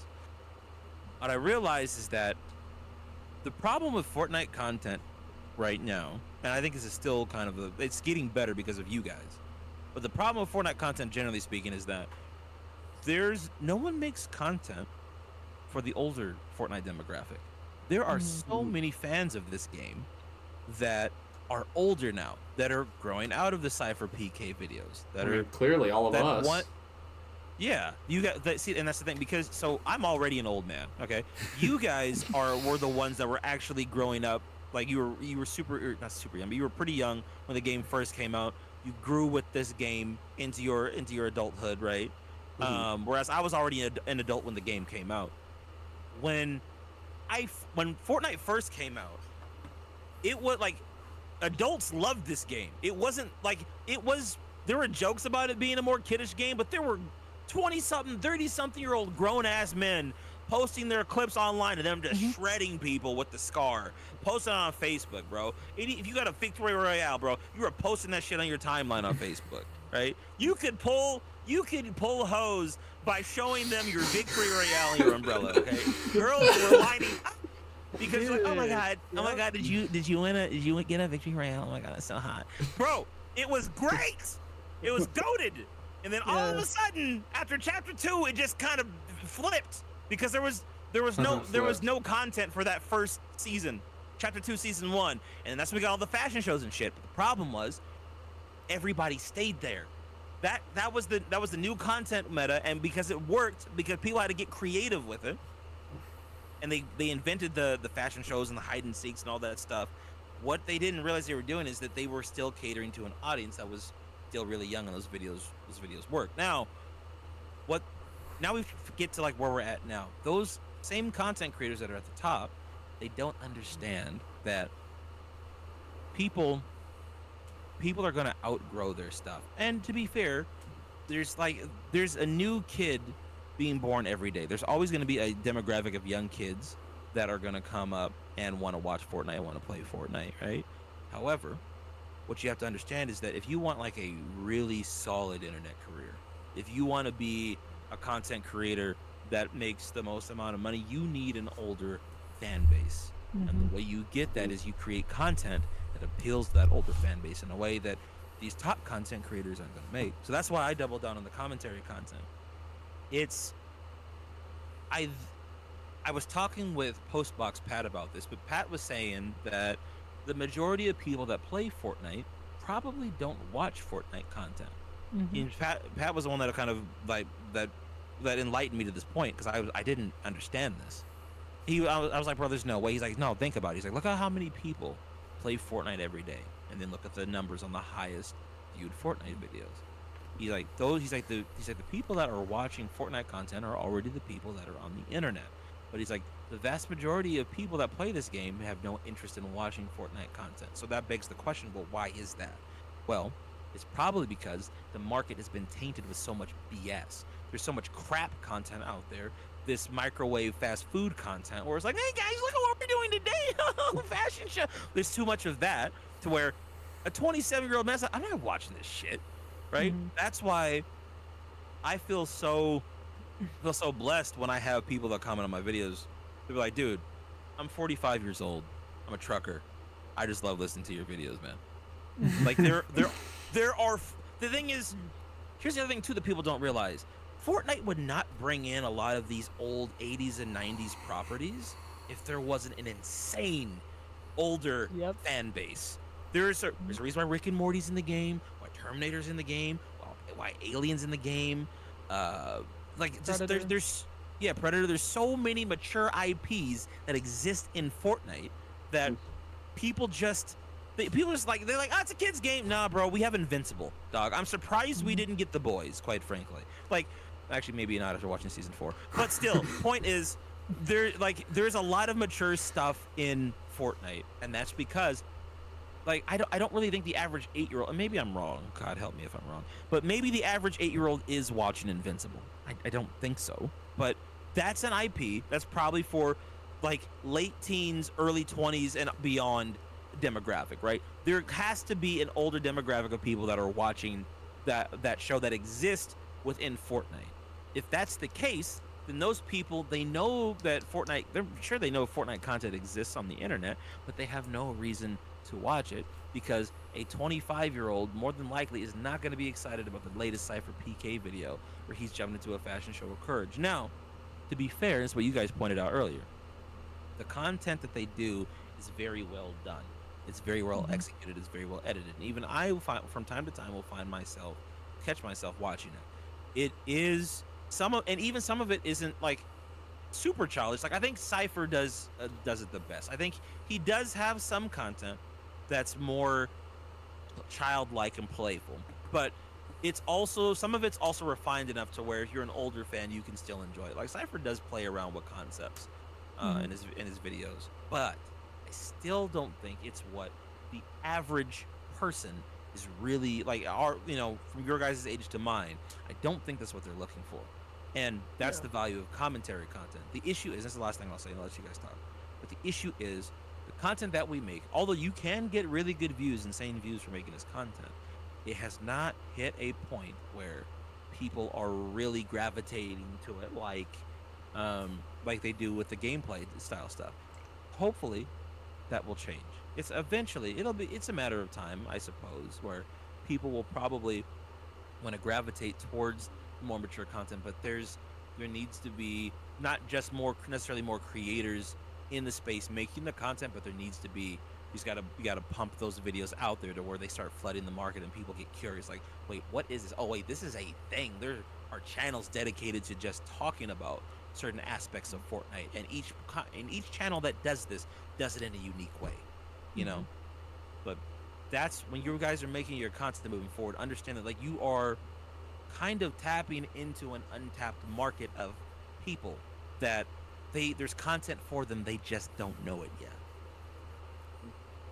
Yeah, and there's definitely not like to the point like you were saying, like there's not a complete market for it there, but like there is, because to a point, because like when we all know, all four of us, because I first met Rim from him commenting on one of my videos, and I checked out his channel. But it's like, it's crazy, like any of these dudes now, especially, it could probably be attributed a lot to the fact that we're more interactive with each other and like our fan bases and stuff. But like everyone, it's like so many people in my chat are like, yeah, I watched Aggro Smurfs Rims thing. It's like a little niche community, and it's like as these other people come in too, like you're seeing it too, like, but I don't know, like it's just there's a specific group of people that are wanting this, but then there's a lot of people that's like they don't even know who some of the bigger creators like yourself that are doing it, because like you said, it's not fully tapped into yet, like the full potential.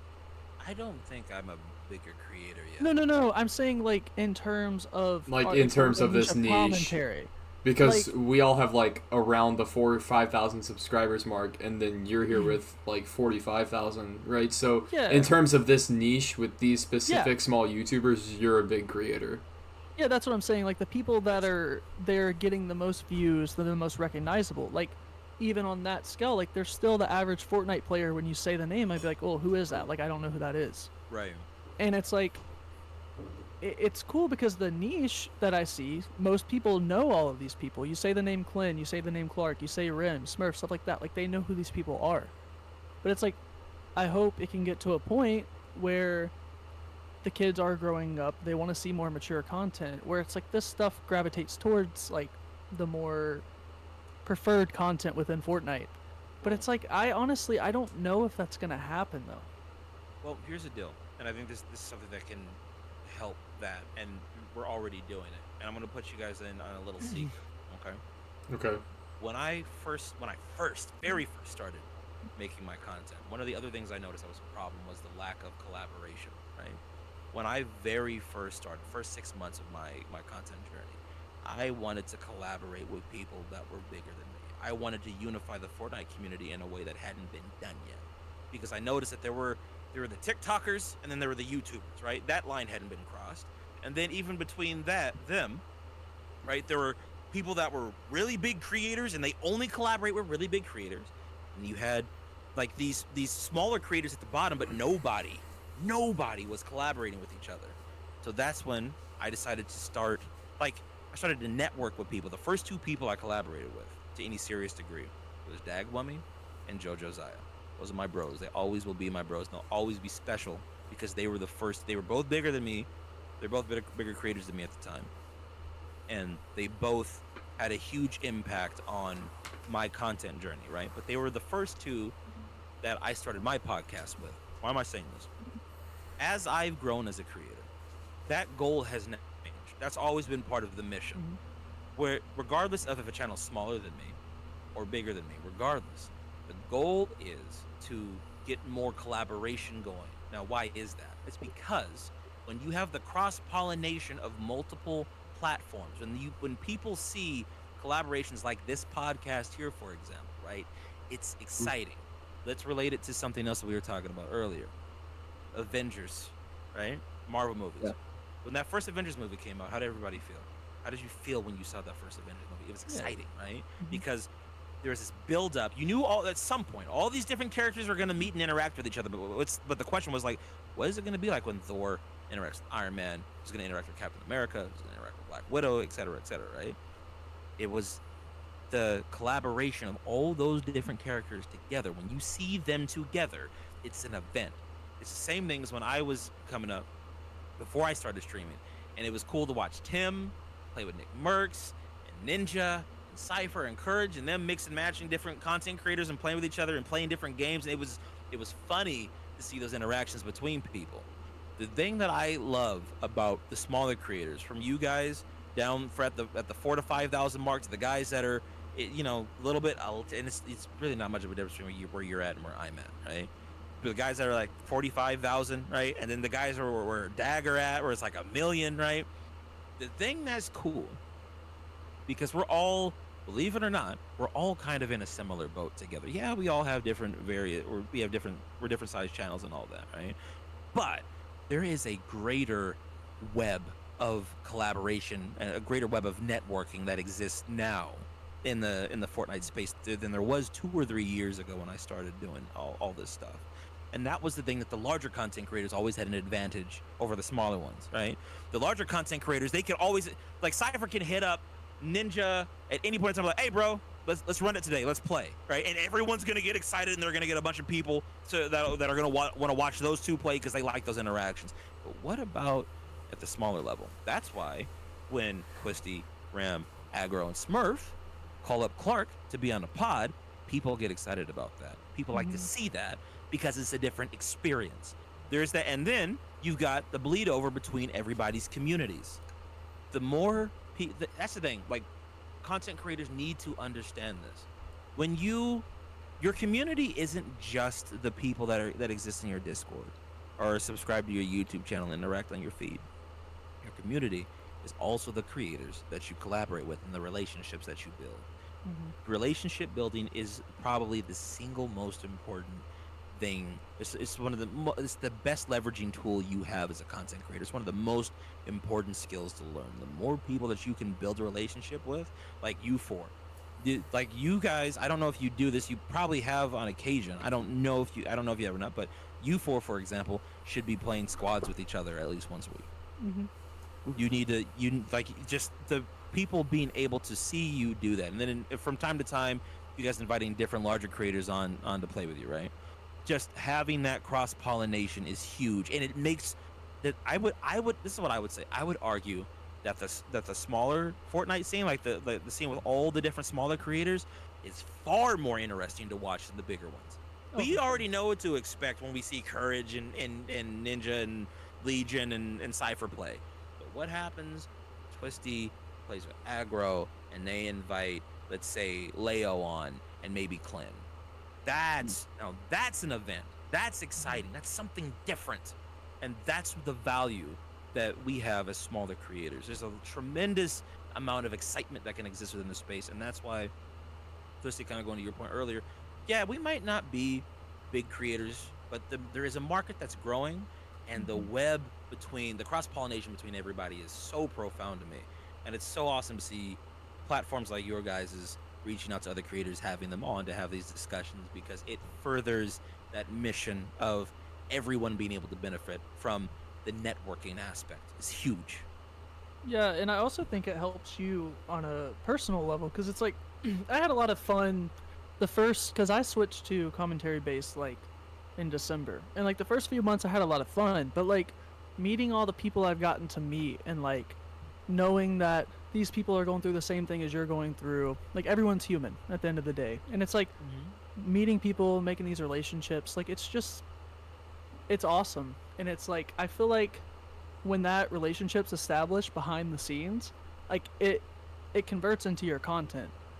Like people can see like the passion that you have and the mutual understanding between you and another creator. It's like I think it like fuels the fire more, you know, like even just interactions like we had with Clint a few weeks ago, because like, you know, like I said, like you and him are creators that I watched before I did, and it was just like after the pod talking to him for like an hour, just like hearing the human things behind that creator. Like it's just like it's been one of my favorite parts, just getting to know those people outside of Fortnite, completely unrelated to Fortnite. Same thing with Aggro, like, and Pojo and all these guys that like I've talked to more like about real life stuff, and not just, hey, like what are you working on for videos, like does this thumbnail look good, stuff like that. Like it's just my favorite part by far. Like there's been a few nights this week me, Pojo, and Aggro have stayed up to like 3 a.m. just talking, playing Fortnite, stuff like that, and it's the best part, 110%. That's one of the beauties of this is like, yeah, and that's towards you've tapped into something that like not a lot of people understand at your size, is that it's not just about getting help with thumbnails. or video ideas. All that stuff is important. That's one of the advantages of networking for sure. But when you get to really know these people, you get to Mhm. know their personal lives, you get to know more about who they are as individuals. It makes your relationships with them more real. Like, I met JoJo for the first time last year at TwitchCon. And it was it was the weirdest feeling, but one of the most interesting, rewarding. Because, like, man, I've been talking to this guy for 2 years, and we're just now meeting IRL. Now, like, when I collab with him or when we play, it makes the relationship between he and I even more real. Because, like, I've met this guy before. Mhm. Now, we're, in September, we're going to FNCS, we're going to meet up with Dag. And now the relationship I have with Dag is going to be solidified even further, right? It's, there is such a beauty in wanting to get to know people and building that relationship and being invested in who they are outside of just content. We're making, Mhm. you know what? It's it's gratitude. That's your biggest weapon in your arsenal if you're going to collaborate with people. Every single person that you collaborate with, you make sure that they feel appreciated. You Mhm. make sure that if they're a guest or if they're giving you a part of their time, or even if they're just helping you with the thumbnail, even if it's 5 minutes, you make that person feel appreciated. That will take you so far in this space where there are people. Because I'll say this, like, even though you guys are smaller creators, I have respect for each and every one of you. And actually, there's one thing I did want to point out too, because Twisty was talking about this, about like the benefit of being around other creators and observing other people. One thing I will say about each one of your channels, watching each one of your guys' content has made mine better.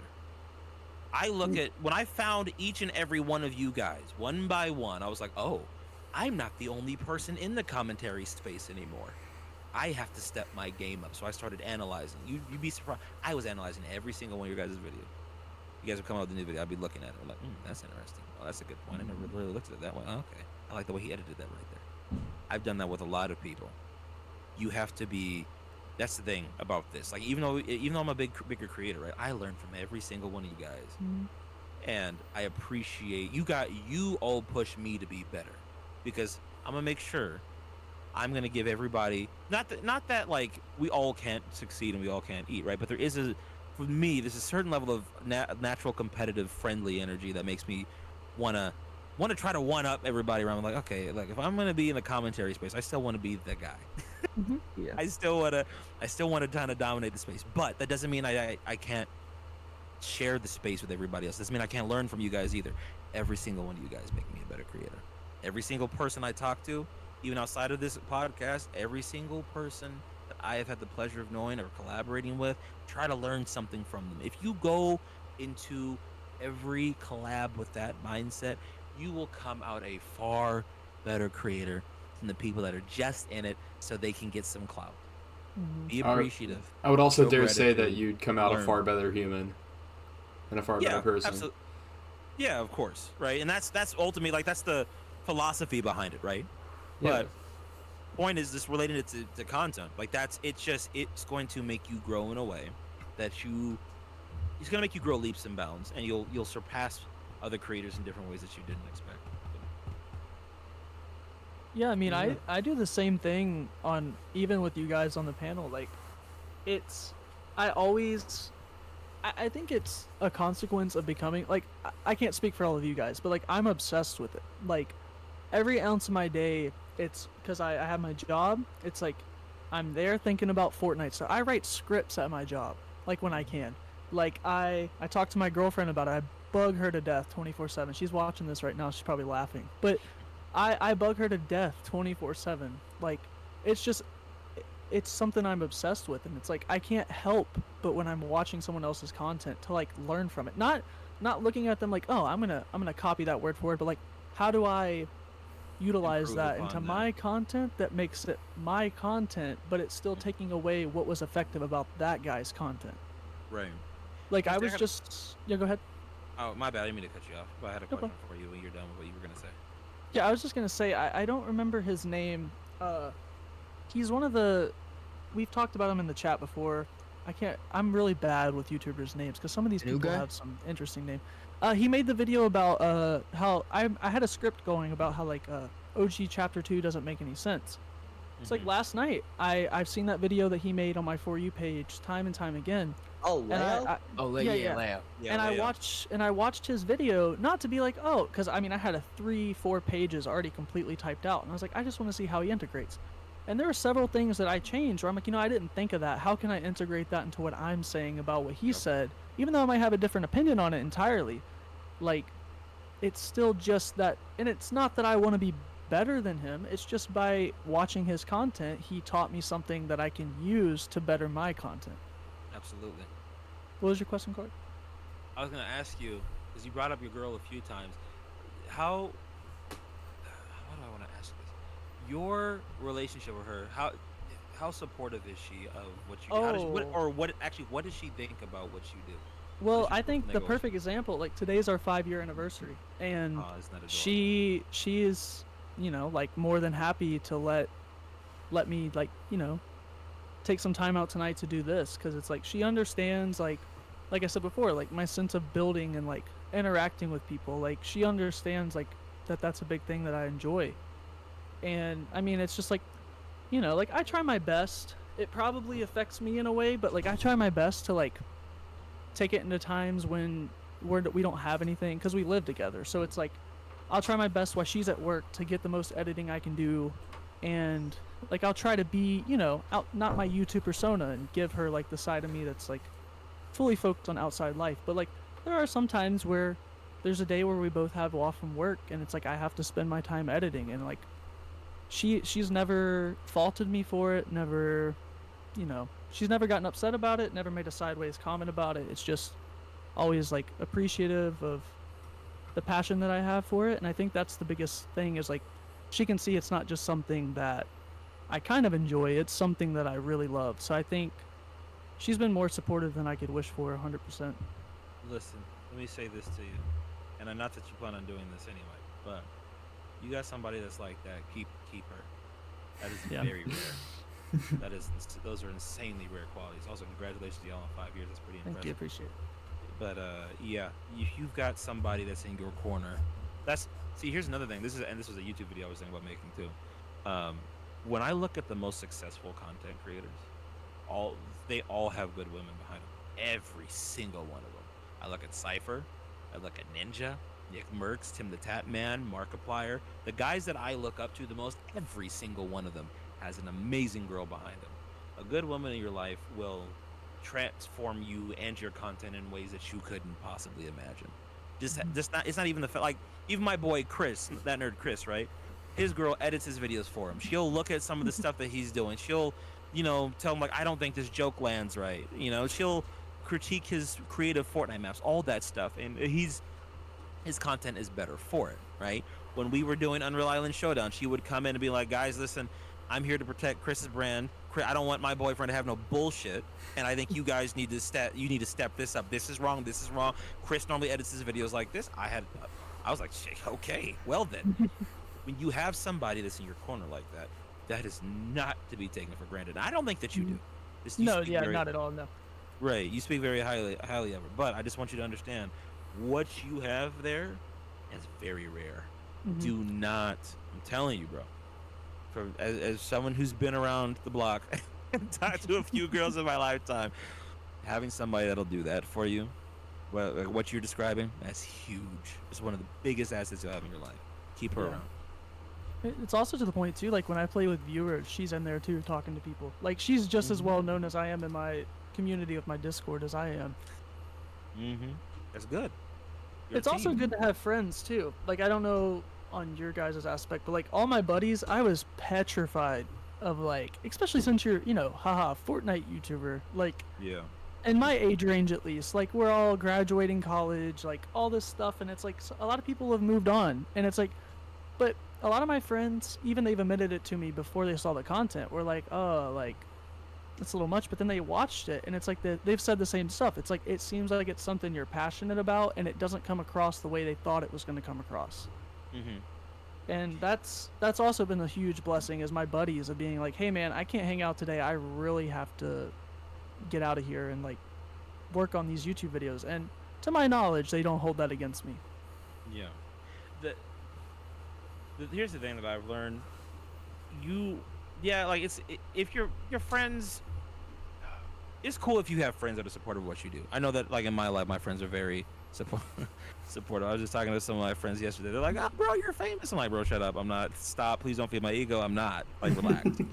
But like, my friends, like they are super supportive over what I do. And the thing is, even I will say this too, right? If you have some people in your life that aren't as supportive or they're kind of wishy-washy on the fence, they're only like that because of jealousy, right? And then I would argue they're not really true friends. But that aside, the like people, listen, it doesn't matter what kind of content you make. If you're making some content on the internet and you're getting people to watch that and stuff, and you're getting followers or subscribers, and you're getting people to pay attention to you and leave comments, and you're doing something with, it's always impressive. I remember, Felicity, when I was your age, I was thinking that, man, or maybe I was a bit older, but still, I was thinking like, man, if I do the Fortnite stuff like that, girls aren't gonna like that. Girls aren't gonna talk to me, and it's gonna be weird. People are gonna think it's weird. I should keep that on the low. And then I remember one time, because my TikTok, when I started my TikTok, it was connected to my Facebook, so all my Facebook friends were following me on TikTok, and I didn't know it. One girl who I worked with, I was real cool with. We went out one night with her friends. We got back to her place. She was telling all her friends, she's like, "Yeah, he's got like 27,000 followers on TikTok, and he gets like millions of views for making gaming videos." Now, granted, at the time, I actually had 24K, and my most viewed video might have been it. Gassing it up to all her friends, like, "Yeah."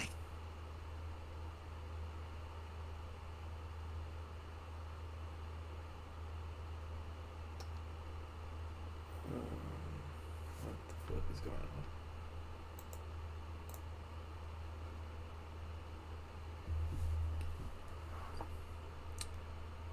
Guys, can you hear me? Real quick, let me leave the call. Join back. We That was hear you. freaking that was freaking weird, dude. All my audio just cut out. Huh. I'm so sorry. No, you're good. Oh my gosh. What were you gonna say? Yeah, like Eli said that in chat. I wasn't gonna say anything, but like Clark was talking, and then it was like she was like gassing me up to all of her friends, and then it just cut out, and there was like, I'm just before the next episode, I'm going to see if there's something wrong with my Wait, my story cut out? I God damn it, Ram! You had one job. Smurf is hosting next time. Smurf is hosting next What? time. I think it's a You great expect idea. You expect my prehistoric laptop to run a stream, bro? Yep. Be better than Ram. The poor job he's been doing today. No. Clark's over here All giving comes down to the thermoscope. motivational speeches, and Rem's like, "Nah, we're cutting that out." Actually, my computer is like, nah, we're gonna cut that out. Bro, that was a good idea. Well, I mean, who owns the computer? You know? There's something about Clark getting a lot of women because he makes Fortnite content. Okay, for all you that missed relax. I was bragging over it. He's it. gotten, what is it, 55 DMs since we started the podcast on it? Yeah, it's a slow night. No, no, bro. But look, all I was getting at is that like it doesn't matter what you make, what kind of content you make on the internet, what game it is, whatever. Like people will get excited about the fact that you're a content creator. You do it. It's not. Here's the thing. Even if people think this stuff is easy, there's something in them subconsciously that makes them realize like this really is a lot of work. Like not everybody can just get a following on the internet and have people listen to them. Yeah. That is an accomplishment in a lot of ways. So It's a and I blessing. think it's definitely a blessing. And the more you hone in this craft, you realize how much more of a blessing it becomes. So, Yeah, and it's like, that's the biggest thing, at least with me. I want to touch on this a little bit, just like your guys' opinion, because I know we've talked, but especially Clark being here, like the struggles of content creation. Like, there's a lot of times a video will underperform. But I have friends that I made through this, like, there's a guy that I met through streaming. He's around, I think he's around your age, Clark, but he's, like, trying to get out of his full-time job, and he's, like, half of these views, because I've talked to him several times, like, when a video was bomb, we were talking one time, and it's, like, you don't realize that like the position that you're in, that you might be looking at that YouTube video like, oh god, like that's not resonating with enough people as you're normally used to. But there are thousands of people and a younger version of yourself that would kill for the recognition that you're getting that you're disappointed with. And it's like, Yeah, that is a humbling thought too. Like, yeah, and the it's stuff like, that you go ahead, Rim. no, like the stuff that like I'll get a video like I'm pretty sure my last video just did like 1K, right, which is like a 7 or an 8 out of 10 for my channel, right, and I'm like, that's disappointing. But then I think about myself 6 months ago would have been absolutely ecstatic to have anything remotely close to that, and it just puts into perspective like, okay, there are tons of people who are lower than me on the proverbial YouTube totem pole, right?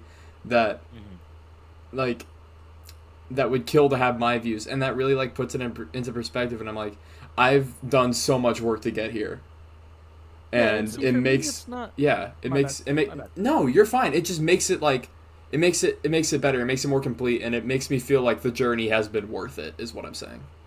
Yeah, in my standpoint, don't get me wrong, it's not like I'm looking at the view count. It's the interaction. Like I have a hard time not taking it personal as like a creator of like, what did I do wrong necessarily in this video? Whether it be like comments, watch time, anything like that that's down compared to other stuff. But like, that's the biggest struggle with me is like, and something I've tried to hone in with more here recently.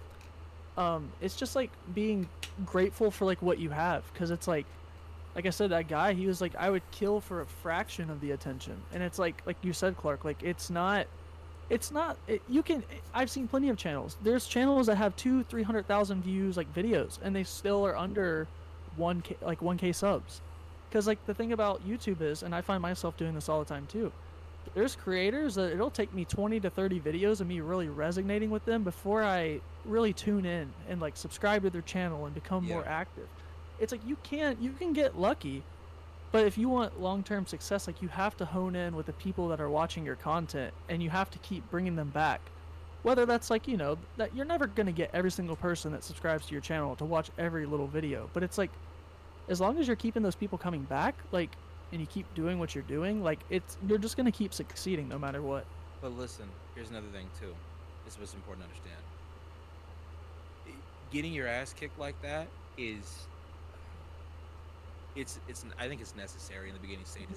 You don't want to have a lot of success early on. Yeah. You don't want to. That people don't understand this, but that will kill you, because you'll think. See, the thing is, you'll think like, oh, this is easy. I can do this, and then when you actually go through a rough patch, you're not gonna be able to handle it. Having to go through that struggle of, and then listen, what you're talking about earlier, I go through that sometimes too. The whole mindset of, man, this video's not doing well, or these videos haven't been doing, like, what the hell am I always look at it like, what the hell am I doing wrong, right? Got to take accountability. Something's off. Here's the thing.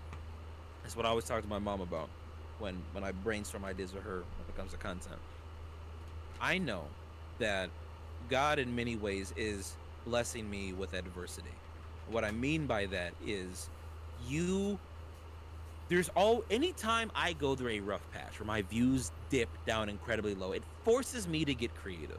So the way I always look at it is, okay, what is God trying to teach me in this situation?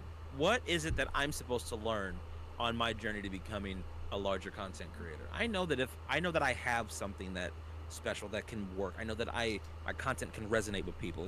That's not the problem, but what is it that I'm missing right now? I'm not where I want to be.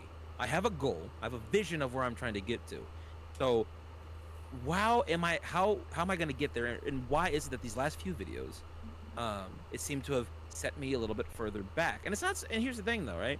It's not so much that when you go through a rough patch you're being set back, but it's a learning opportunity to get better. I'll say this. Recently I had this issue ever since after my first video that I put out for this season. My videos were progressively getting less and less views. And it was, I think for like 6 videos in a row, 5 or 6 videos in a row, I was getting less than 20K when my videos had been reaching, 40,000 on average per video. And now I know what some people are gonna be like, dude, wait, hold on, you're getting mad at like averaging between 13 and 19K. What the hell? What's wrong with you? And that's what you were talking about earlier, Twisty, is like you still need to be appreciative of where you are, right? Mhm. And a part of my brain, I had to keep reminding myself, like, listen, even though this isn't as good as where you were, it's still better than where you were at last year. However, Mhm. we do need to make some. We can't get comfortable with this, and because that's the caveat to what you were saying before, and to kind of keep everything into its proper perspective.